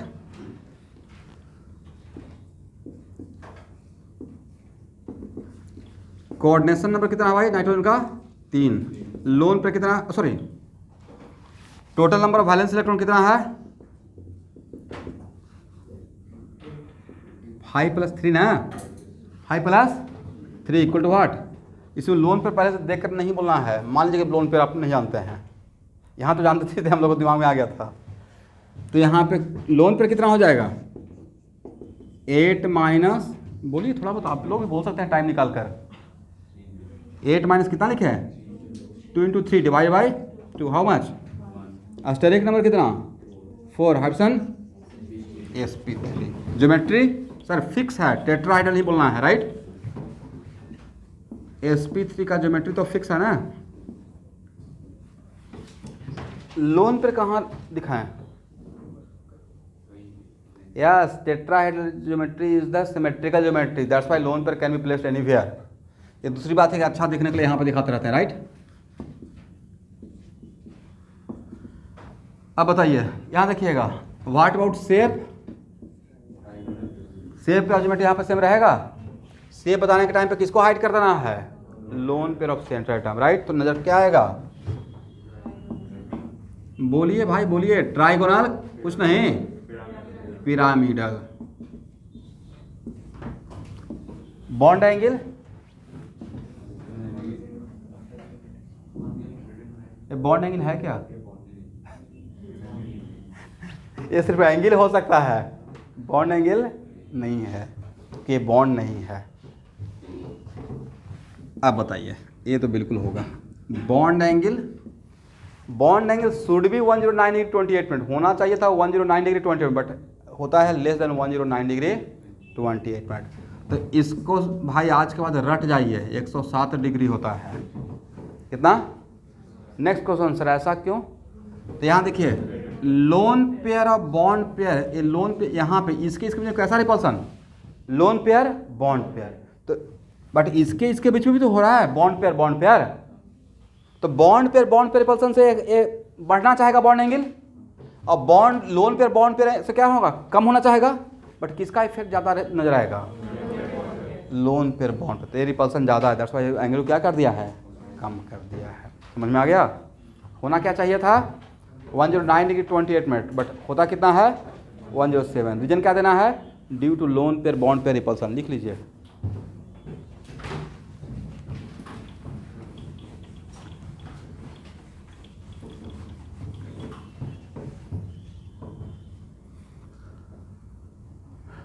यहाँ देखिए H2O सेंट्रल एटम कौन सी बोल दीजिए स्टूडेंट, सेंट्रल एटम क्या है? ऑक्सीजन। कोऑर्डिनेशन में कितना? 2। Total number of valence electron भाई 3 रहेगा, 8 रहेगा। लोन पेयर 8 माइनस कितना लिखे हैं? 2 इंटू 2 और डिवाइड बाई 2 कितना? सही है। ये 2 लोन पेयर किस पे आया है? और सेंट्रल एटम पे, राइट। अस्टेरिक नंबर कितना हो गया? 2 + 2 इक्वल टू व्हाट?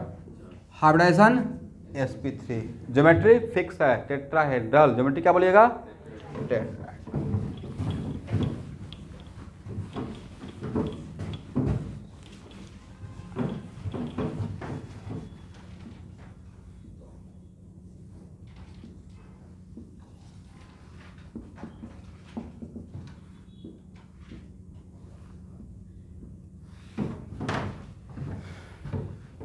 करेक्ट है ना? तो वो ज़्यादा हो जाएगा, वो 1096 ज़्यादा हो जाएगा। ये तो भाई और भी कम हो जाएगा ना, इधर से भी प्रेस कर रहा है, इधर से भी प्रेस कर रहा है, तो ज़्यादा होगा या और कम हो जाएगा? ये नहीं, ऑक्सीजन और मतलब वो वाला। हाँ, ये ज़्यादा हो जाएगा। बट इसको बॉन्ड एंगल तो नहीं बोलेंगे, एंगल बोल सकते हैं बट बॉन्ड एंगल नहीं बोलेंगे। करेक्ट। तो मेरा इंटरेस्ट यहाँ पे इस एंगल में है या बॉन्ड एंगल में है? और यहाँ पे how many bond angle? Only one. How many bond angle? Only one. तो यहाँ पे बॉन्ड एंगल ऑलमोस्ट 104 से 105 के बीच में होता है। कितना? 104 डिग्री से 10।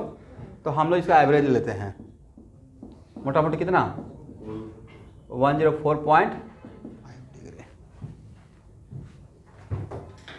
अब ये नहीं बोलना सर 104 आएगा तो क्या करेंगे, तो 104 में ठीक लगाएंगे, बट 104 से 105 के बीच में रहता है।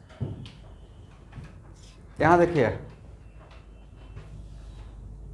What about shape? तो इन लोन पेयर को हाइड कर दीजिए, तब अरेंजमेंट ऑफ एटम कैसा दिखेगा? वी शेप, या इसी को बोलते हैं एंगुलर। क्या बोलते हैं? एंगुलर। तो शेप और ज्योमेट्री यहाँ पे सेम है, तो शेप हो जाएगा वी शेप, या कहीं कहीं पे इसी को एंगुलर भी लिखा रहता है।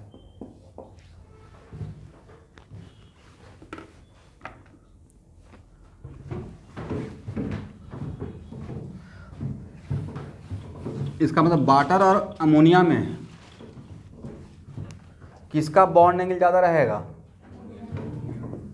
अब डी के सीन में देखिए एक क्वेश्चन मिलेगा, बॉन्ड एंगल का ऑर्डर। एक क्वेश्चन मैं ही सॉल्व कर देता हूँ आपके लिए। सबसे बड़ा बॉन्ड एंगल किसका? उसके बाद ये किसका ऑर्डर है? बॉन्ड एंगल का। सही है ना? लिख लीजिए।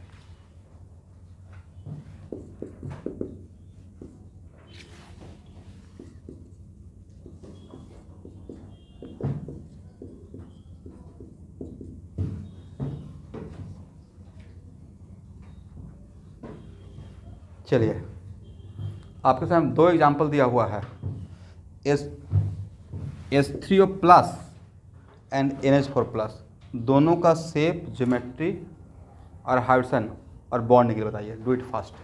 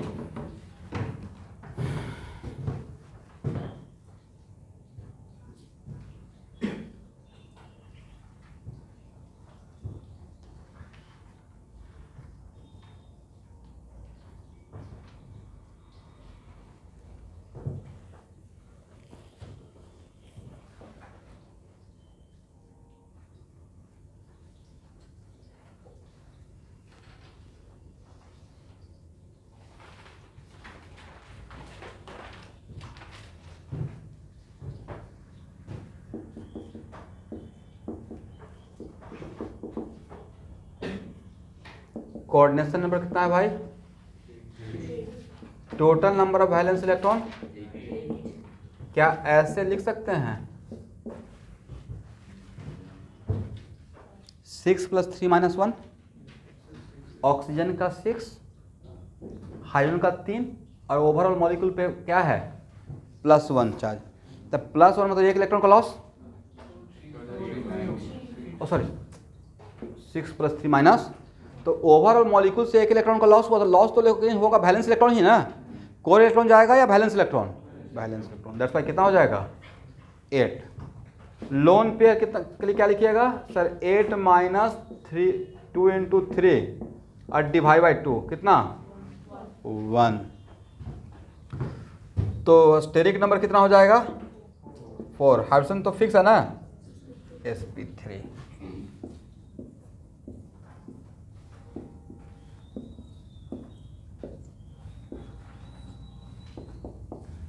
देख तो सही है। ज्योमेट्री क्या बोलेंगे लिखिए, और शेप क्या बोलिएगा? तो नहीं तो सर डिटो अमोनिया जैसा हो गया। ये डिटो किसके जैसा हो गया? Ammonia, similar to ammonia. Correct? Ammonium नहीं, अमोनिया। ठीक है। और बॉन्ड एंगल ऑलमोस्ट लिखते हैं 107।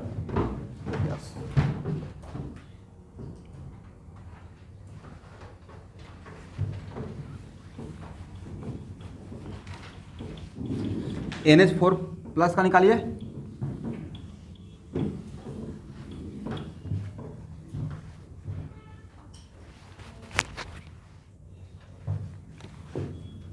NH4+ में कोऑर्डिनेशन नंबर बताइए। और दिमाग में चलना चाहिए किसका कोऑर्डिनेशन नंबर बता रहे हैं। किसका बता रहे हैं कोऑर्डिनेशन नंबर? नाइट्रोजन का 4।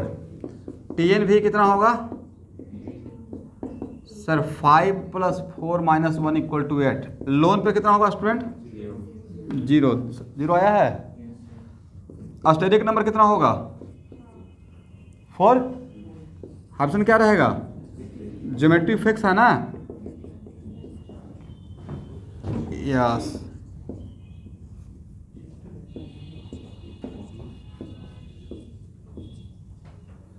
देखिए तो सही है। What about shape? टेट्राहेड्रल ही रहेगा। Bond angle exactly 109 degree 28 minute. यहाँ पे एग्जैक्ट कितना रहेगा? 109 लिख लीजिए। तो ये सर ऑलमोस्ट कार्बन CH4 जैसा हो गया, राइट? पॉजिटिव किस पे होगा वो चीज़ मैं पढ़ा चुका हूँ स्कूल के एग्जाम के लिए, under the heading formal charge list dot structure में। पॉजिटिव किस पे होगा वो क्वेश्चन यहाँ का रहेगा या फॉर्मल चार्ज का रहेगा? तो जो बात जहाँ का है वहीं पे छोड़ दीजिए, नहीं तो मैं आप ही से पूछूंगा फॉर्मल चार्ज पढ़ाया था, याद है कि नहीं है? नहीं पढ़ा दिए, ये बात तो याद है। स्कूल के एग्जाम के लिए पढ़ाए थे, बट वहाँ उतना टाइम तक मैं अच्छे से पढ़ा रहा था स्कूल के एग्जाम के लिए। तो फॉर्मल चार्ज निकालने के लिए सिखाए हैं, वहाँ पर जाके रिवीजन कर लीजिएगा। क्योंकि ये सेक्शन ख़त्म करूँगा, जब उस सेक्शन पे आऊँगा ना तो मैं बोलूँगा कि जो स्कूल के एग्जाम के लिए फर्स्ट 5 लेक्चर पढ़ाए हैं, कहीं पे कॉपी तो होगा ही, उसको बोलूँगा लिखने के लिए, क्योंकि फिर बोर हो जाइएगा। लुईस डॉटर से ड्रॉ करने के लिए सिखाएंगे, तो उससे अच्छा है कि उससे आगे बढ़ेंगे, थोड़ा फास्टली कवर कर लेंगे। करेक्ट?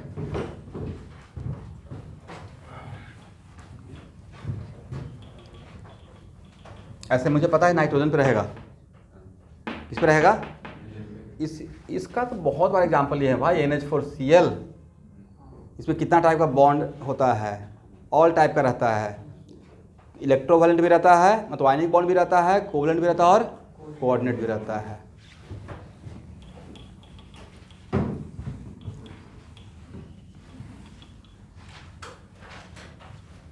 यहाँ देखिएगा,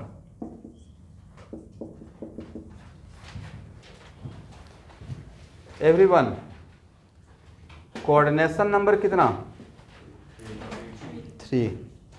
total number of valence electron sir 4 अब +3 अब +1। 1 नेगेटिव चार्ज का मतलब 1 पेयर ऑफ इलेक्ट्रॉन तो होता है, बट यहाँ पे हम लोग लाभ देख रहे हैं, प्रॉफिट।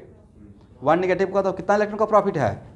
1 पेयर में एक खुद का भी होता है, एक किसी और का, एक खुद का। दैट्स वाई यहाँ पे 8 हो जाएगा। लोन पेयर कितना sir 8 - 2 × 3r divide by 2 how much 1। Steric number कितना बोलिएगा 4 हाइसन sp3। तो आप लोग को ये बात याद होगा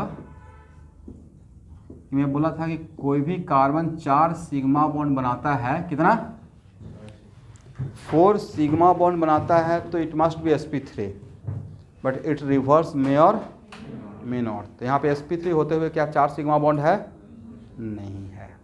और समझ में आ गया क्यों ऐसा बोला गया था। नेक्स्ट क्वेश्चन, अब यहाँ पे डीके में इस टाइप का क्वेश्चन फ्रिक्वेंटली मिलेगा। This negative charge present in which orbital. तो निगेटिव चार्ज का मतलब 1 pair of electron, 1 pair of electron. और उस पेयर को आपने काउंट किया ना, लोन पेयर को आपने काउंट किया, right.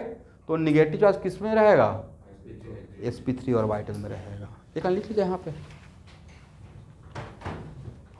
This negative charge present in sp3 orbital.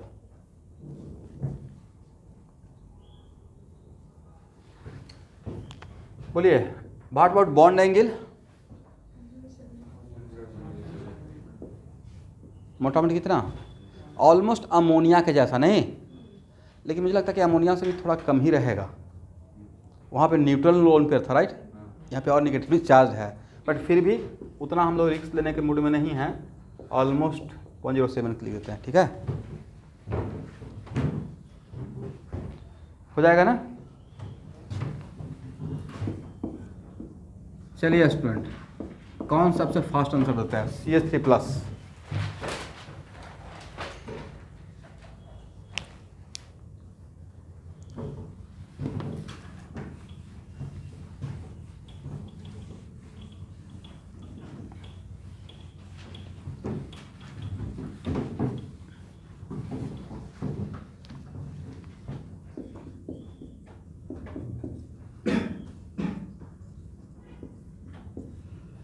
Coordination number कितना 3 और total number of valence electron 6 8 रहेगा या 6 रहेगा 6।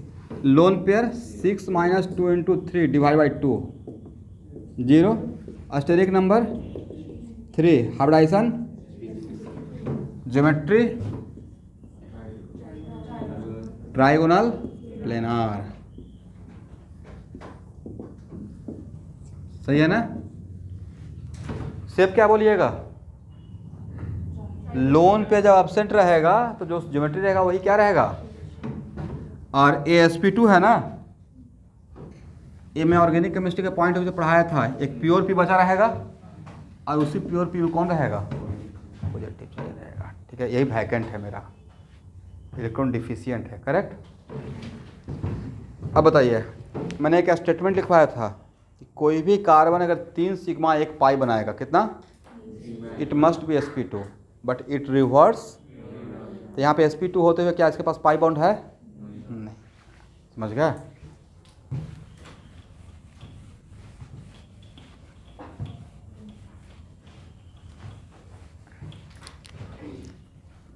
यहाँ देखिए CCl4 which one is less electronegative. Chlorine और कार्बन में कौन लेस इलेक्ट्रोनेगेटिव रहेगा, कार्बन रहेगा। सॉल्व कीजिए।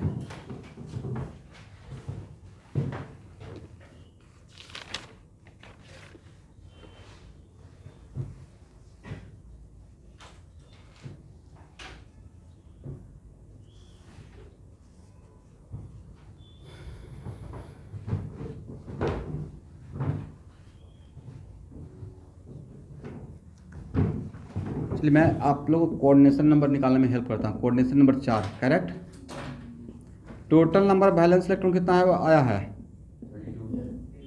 कार्बन 8, कार्बन का 4 हो गया और एक क्लोरीन का 7 होता है, नहीं 32 होना चाहिए, राइट।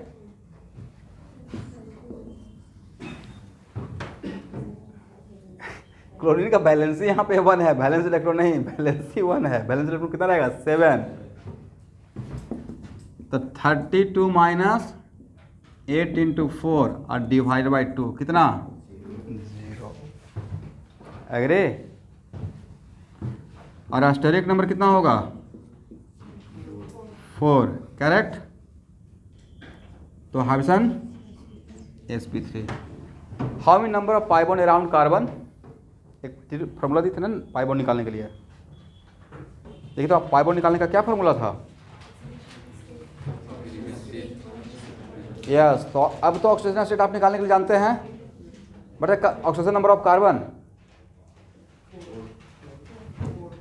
4, तो 4 माइनस 4 इक्वल टू वाट, मतलब यहाँ पे कार्बन कोई पाई बॉन्ड नहीं बनाया हुआ है।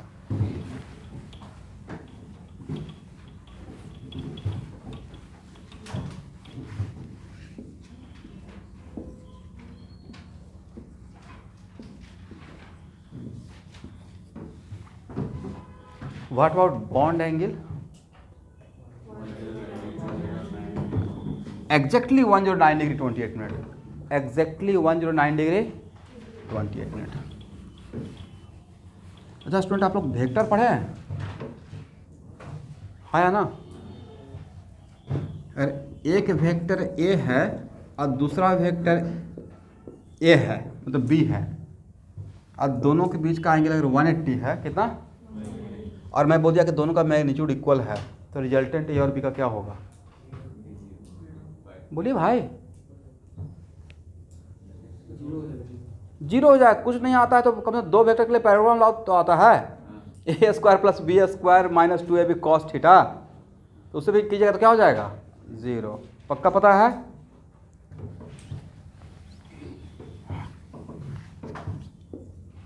यहाँ पे मैं ये सोच के पढ़ा रहा हूँ, मतलब आगे मुझे कुछ पढ़ाना है जिसका नाम है डाइपोल मोमेंट, बट अभी आप भूल जाइए कोई डाइपोल मोमेंट क्या होता है।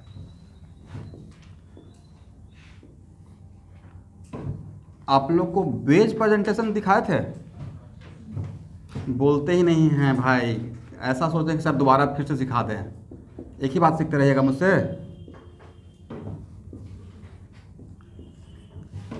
क्या मैं CCl4 का बेज प्रेजेंटेशन ड्रॉ कर दिया? हाँ या ना? यस। कार्बन और क्लोरीन में कौन ज़्यादा इलेक्ट्रोनेगेटिव है?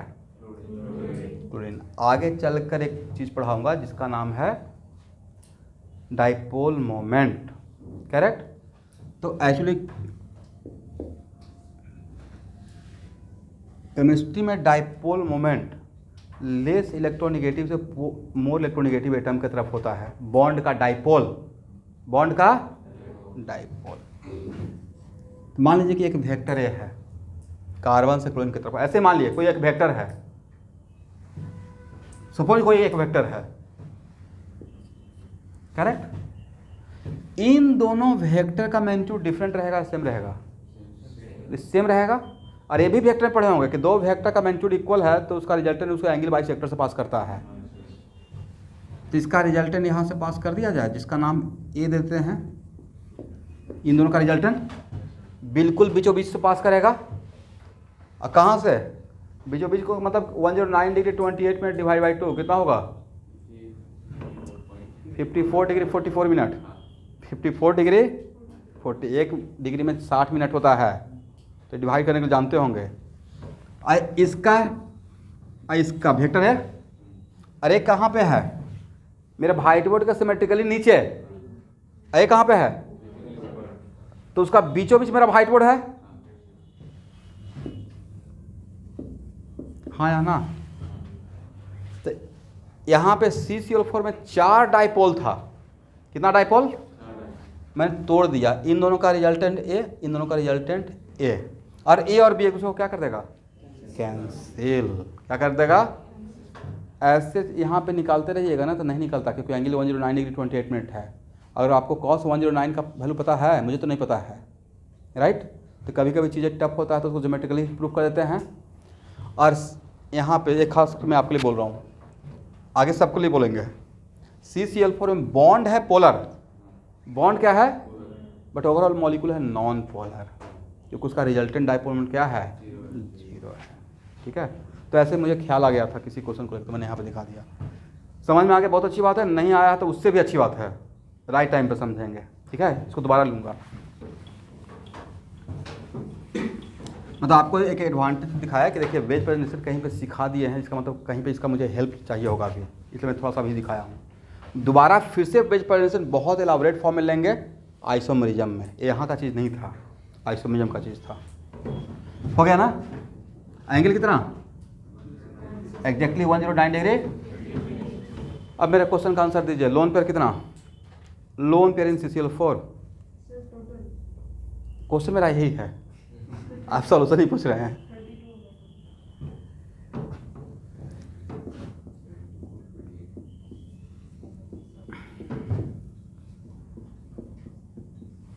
लोन पेयर है भाई 12, क्या है तो क्वेश्चन, लेकिन इसमें बहुत बड़ा मिस्टेक होगा भाई। मैं देखिए कितना बढ़िया लोग क्वेश्चन सेट करते, मतलब वो लोगों को बहुत कुछ नहीं चाहिए। जेई मेन का पेपर अगर सही से देख लीजिएगा, जैसे आप नॉर्मल का देख लीजिएगा जेई मेन का पेपर, आप लोग अच्छा इतना आसान, तो आसान करके पूरा सिलेबस पूछते हैं ना, तो आपको पूरे 2 साल का सिलेबस लेकर बैठ रहे हैं। कोई स्टूडेंट करंट में बोर्ड को संभालते हुए, समझते हैं 12th बोर्ड का क्या प्रेशर होता है, खास करके यहाँ पे बोर्ड आने के टाइम पे देखते हैं पेरेंट्स लोग भी क्या बोलते हैं, मैं किसी का क्रिटिसाइज नहीं कर रहा हूँ, ऐसे मत माइंड मत कीजिएगा, बट ये बोलते हैं ना कि भाई बोर्ड अच्छा होना चाहिए, नहीं तो घर से बाहर कर देंगे। तुम पहले अपना देख लेना, एंट्रेंस के लिए 1 आध साल तुमको मौका दिया जाएगा, बट बोर्ड ख़राब मत करना। मेरा थॉट है ठीक है बोर्ड अच्छा हो, मेरे लिए भी इंपॉर्टेंट है, क्योंकि बोर्ड आपको यहाँ नहीं कॉलेज में भी लगेगा, और 4 साल बाद डिग्री लीजिएगा तो जो कंपनी आएगा वो भी आपका सर्टिफिकेट देखेगा। अब 60 या 70% CBSE में रहते हुए लाइएगा तो ऐसे ही देख के हंसने लगेगा, मतलब नहीं पढ़ा, लेकिन फिर भी उसको बैक ऑफ द माइंड में चलेगा कि अच्छा 80% लाया लेकिन IIT पहुँच गया, मतलब कहीं और ओरिएंटेशन था, तो वो ज़्यादा मैटर नहीं करेगा, लेकिन फिर भी बोर्ड हो जाता है, क्योंकि यहाँ तक लेवल आ जाएगा तो बोर्ड का क्वेश्चन, बोर्ड में 2 वेक्टर का रिजल्ट नहीं निकालिएगा, इस टाइप का क्वेश्चन रहता है ना, इसलिए वहाँ तक जाएंगे तो वहाँ तक का क्वेश्चन बन जाएगा। तो देखिए इसमें अगर क्वेश्चन आता ऐसे loan pair on central atom, तब आंसर क्या रहता, और सिर्फ ये रहता लोन पेयर इन CCl4 और कुछ नहीं बोला रहेगा, आप क्या सोचते हो वहाँ पे छोड़ दिया गया है, तब आंसर कितना रहेगा? 12। दोनों क्वेश्चन में डिफरेंस था, राइट। बट बच्चे क्या करेंगे, जैसे ही लोन पे निकाले वहाँ पे 0 आंसर आया था, तो एग्जाम में तो दिमाग उसी में रहता है ना, अच्छा 0 आया है, और एक ऑप्शन जो आप गलत सोचते हैं वो भी रहेगा 0, और रॉन्ग ऑप्शन सबसे ज़्यादा अट्रैक्ट कर देता है, क्योंकि आप मेहनत से निकाले हैं 0। अब अलर्ट रहेंगे ना, लोन पेयर इन मॉलिक्यूल पूछेंगे तब पूरे मॉलिक्यूल का बताना है, और अगर स्पेशलाइज करेंगे, स्पेसिफाई करेंगे कि loan pair on central atom, तब सेंट्रल एटम को बताना है, करेक्ट है।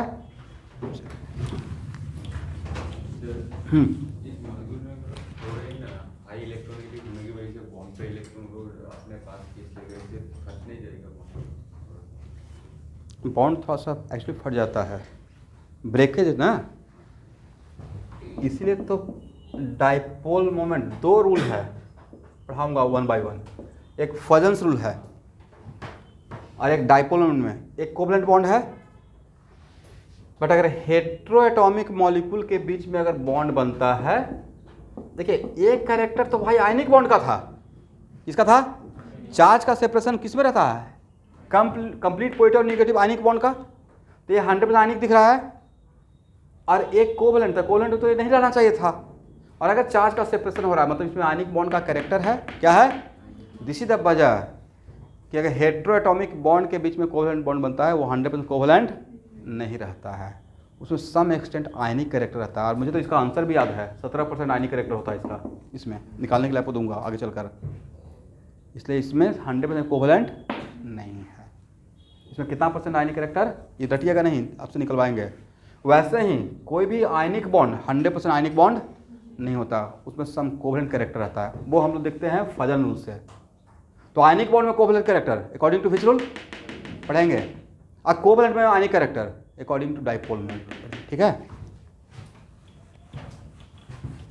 ऑब्वियसली अपने तरफ पुल करेगा तो थोड़ा ब्रेक होगा। चलिए इसी बात पे इसको सॉल्व कीजिए, BF3। ये बताने का रिक्वायरमेंट कि बोरोन और फ्लोरीन में कौन इलेक्ट्रोनेगेटिव ज़्यादा है। फ्लोरीन भाई किंग है, राइट।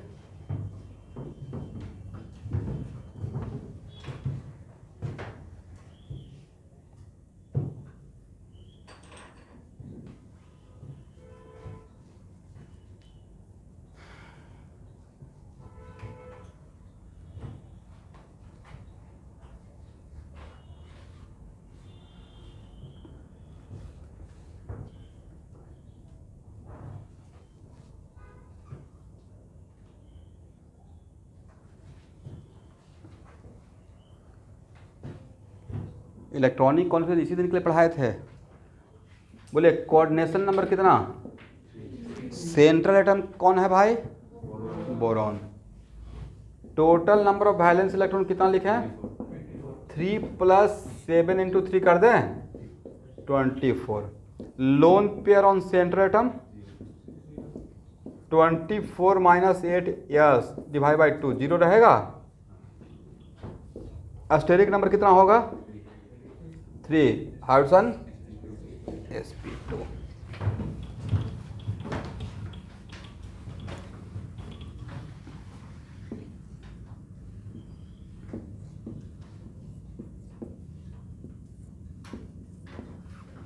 करेक्ट है ना?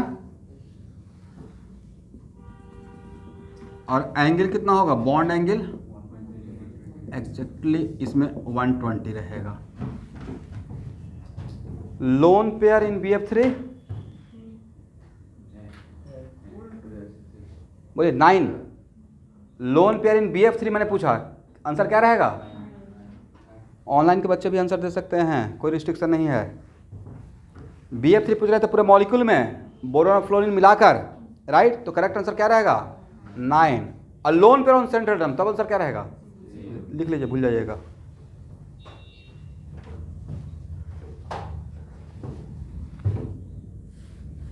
बोरोन का कितना पी ऑर्बिटल हाइब्रिडाइजेशन में गया? ये रेजोनेंस में यूज करूंगा। बोरोन का कितना पी ऑर्बिटल हाइब्रिडाइजेशन में गया? 2 ना। एक तो बचा हुआ है, ये जो बोरोन का बचा हुआ है ये प्योर पी है, लेट इट इज PZ। ये भरा हुआ है या खाली है? क्यों खाली है? सर बोरोन के पास 3 ही बैलेंस इलेक्ट्रॉन था और तीनों बॉन्ड बनाने में चला गया, तब उसके पास बैलेंस इलेक्ट्रॉन बचा हुआ है नहीं है, तो ये डब्बा क्या है? खाली है, वैकेंट पी ऑर्बिटल। लिखिए, ये बैक बॉन्डिंग में काम में आएगा मुझे, ठीक है? ये कैसा ऑर्बिटल बोरोन का? प्योर पी तो है लेकिन फिल्ड है, हाफ फिल्ड है या वैकेंट है? वैकेंट है। कोई पूछा क्यों वैकेंट है? सर 3 इलेक्ट्रॉन बॉन्ड के पास था, बैलेंस इलेक्ट्रॉन, तीनों से बॉन्ड बना चुका है, तो अब उसके पास बैलेंस इलेक्ट्रॉन नहीं है। अब ये बताएं BF3, BCl3, BBr3 different hybridisation रहेगा या मोटा मोटी सेम हाइब्रिडेशन रहेगा? हाँ ना, कुछ बोलिए। सब में बोरोन का क्या रहेगा? sp2 रहेगा। लिख लीजिए। इसका मतलब सब में वैकेंट ऑर्बिटल रहेगा बोरोन के पास।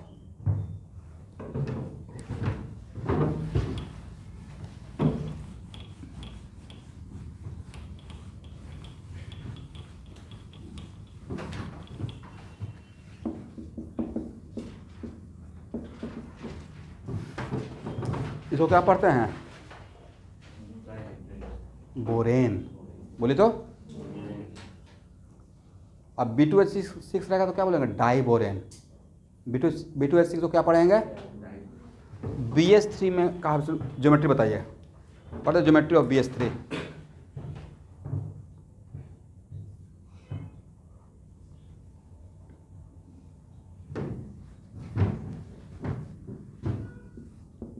कोऑर्डिनेशन नंबर कितना? टोटल नंबर बैलेंस इलेक्ट्रॉन 6 ना। Lone pair on boron 0। Steric number कितना होगा भाई? हाइड्रोजन क्या हो जाएगा? Yes sp2।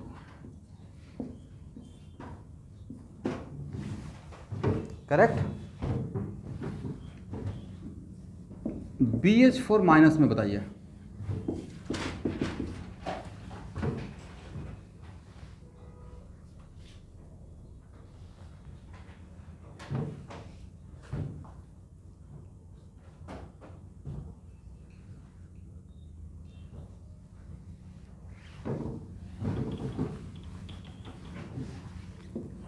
तरीका डिफरेंट रहेगा या सेम ही रहेगा? BH4 माइनस कोऑर्डिनेशन नंबर कितना 4 और total number of valence electron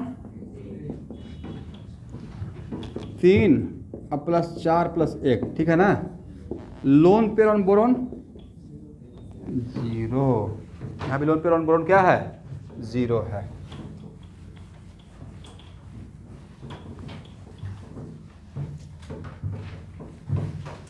तो हाइब्रिडाइजेशन क्या हो जाएगा sp3 हो जाएगा।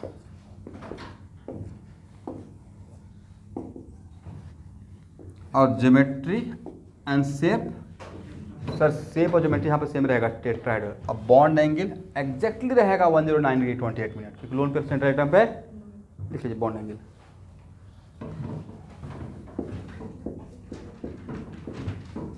यही क्वेश्चन पूछा हुआ है। When BH3 converted into BH4, किसी रिएक्शन में ऐसा होता है BH3 से BH4 माइनस बनेगा, then what is the effect on hybridization of boron?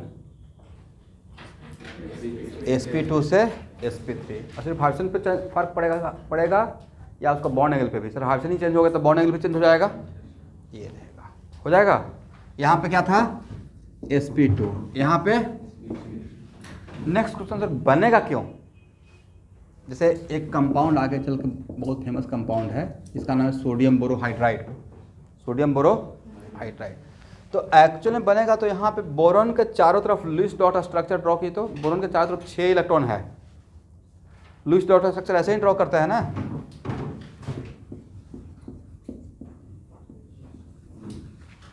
How many electron around the boron in BH3? 6, 2 electron less than octet. और एटॉमिक नंबर 10 या उससे कम का एटम क्या चाहेगा अपने ऑक्टेट को फुलफिल करना? तो 2 इलेक्ट्रॉन लेस देन ऑक्टेट है, इसका मतलब ये इलेक्ट्रॉन डिफिशियंट है। क्या है? तो अपना ऑक्टेट को फुलफिल करना चाहेगा। बोरॉन में देखिएगा तो 8 इलेक्ट्रॉन अराउंड, BH4 माइनस बनने से बोरॉन को का ऑक्टेट फुलफिल हो गया। तो BH3 रहना पसंद करेगा या BH3 से BH4 minus? BH4 minus. But the main driving force fulfil of octet. Fulfil of what? Octet. Correct है ना? ठीक है।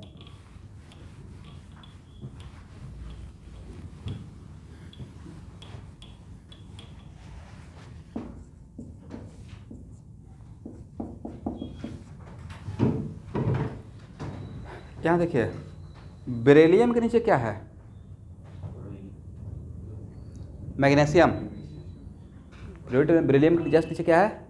मैग्नीशियम के नीचे कैल्शियम। कैल्शियम के नीचे उसके नीचे बेरियम। तो कैल्शियम क्लोराइड में आयनिक बॉन्ड होता है, ऑब्जर्व किए हैं? कैल्शियम क्लोराइड में क्या होता है? ये सॉल्ट है, बट कैल्शियम के ग्रुप का ही सबसे ऊपर में बेरिलियम है, उसमें बेरिलियम क्लोराइड में कोवलेंट बॉन्ड होता है। क्या होता है? Covalent bond. तो जस्ट मैंने बोल दिया इन्फॉर्मेशन के लिए। तो एक कोरिलेशन था ना, नीचे बन रहा आयनिक बॉन्ड, तो इसका मतलब नीचे में इलेक्ट्रोपोएटिव कैरेक्टर ज़्यादा है। मोर इलेक्ट्रोपोएटिव मेटल क्या बनाना चाहेगा? आयनिक बॉन्ड बनाना चाहेगा। एनीवे BCl2 का ज्योमेट्री बताइए, do it fast. Very good, draw कर लिए, फिर भी ड्राइव कीजिए।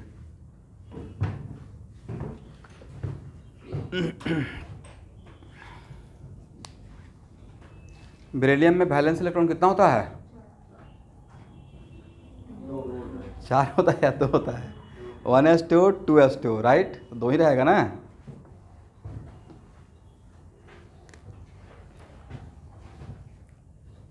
कोऑर्डिनेशन नंबर है भाई 2 और total number of valence electron कितना है? 2 + 16, सही है ना। Lone pair on beryllium 0, correct है। तो स्टेरिक नंबर कितना रहेगा? 2। तो ज्योमेट्री क्या हो जाएगा? सॉरी हाइब्रिडेशन sp हो जाएगा, तो ज्योमेट्री बिकम्स व्हाट? लीनियर। अब बॉन्ड एंगल 180, बट इसमें लोन बेरिलियम के BCl2 सेंट्रल एटम पे लोन पे 0 है, बट पूरे मॉलिक्यूल में लोन पेयर है कितना? 6, 3 और 3 6। तो यहाँ से नेक्स्ट क्लास आज के लिए इतना है, ठीक है।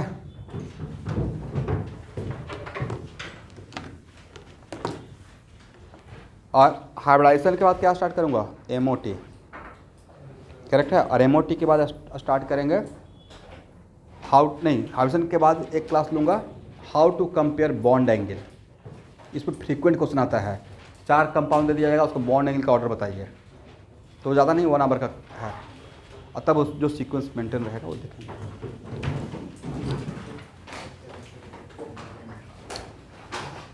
ओके रुकिएगा ऑनलाइन के बच्चे।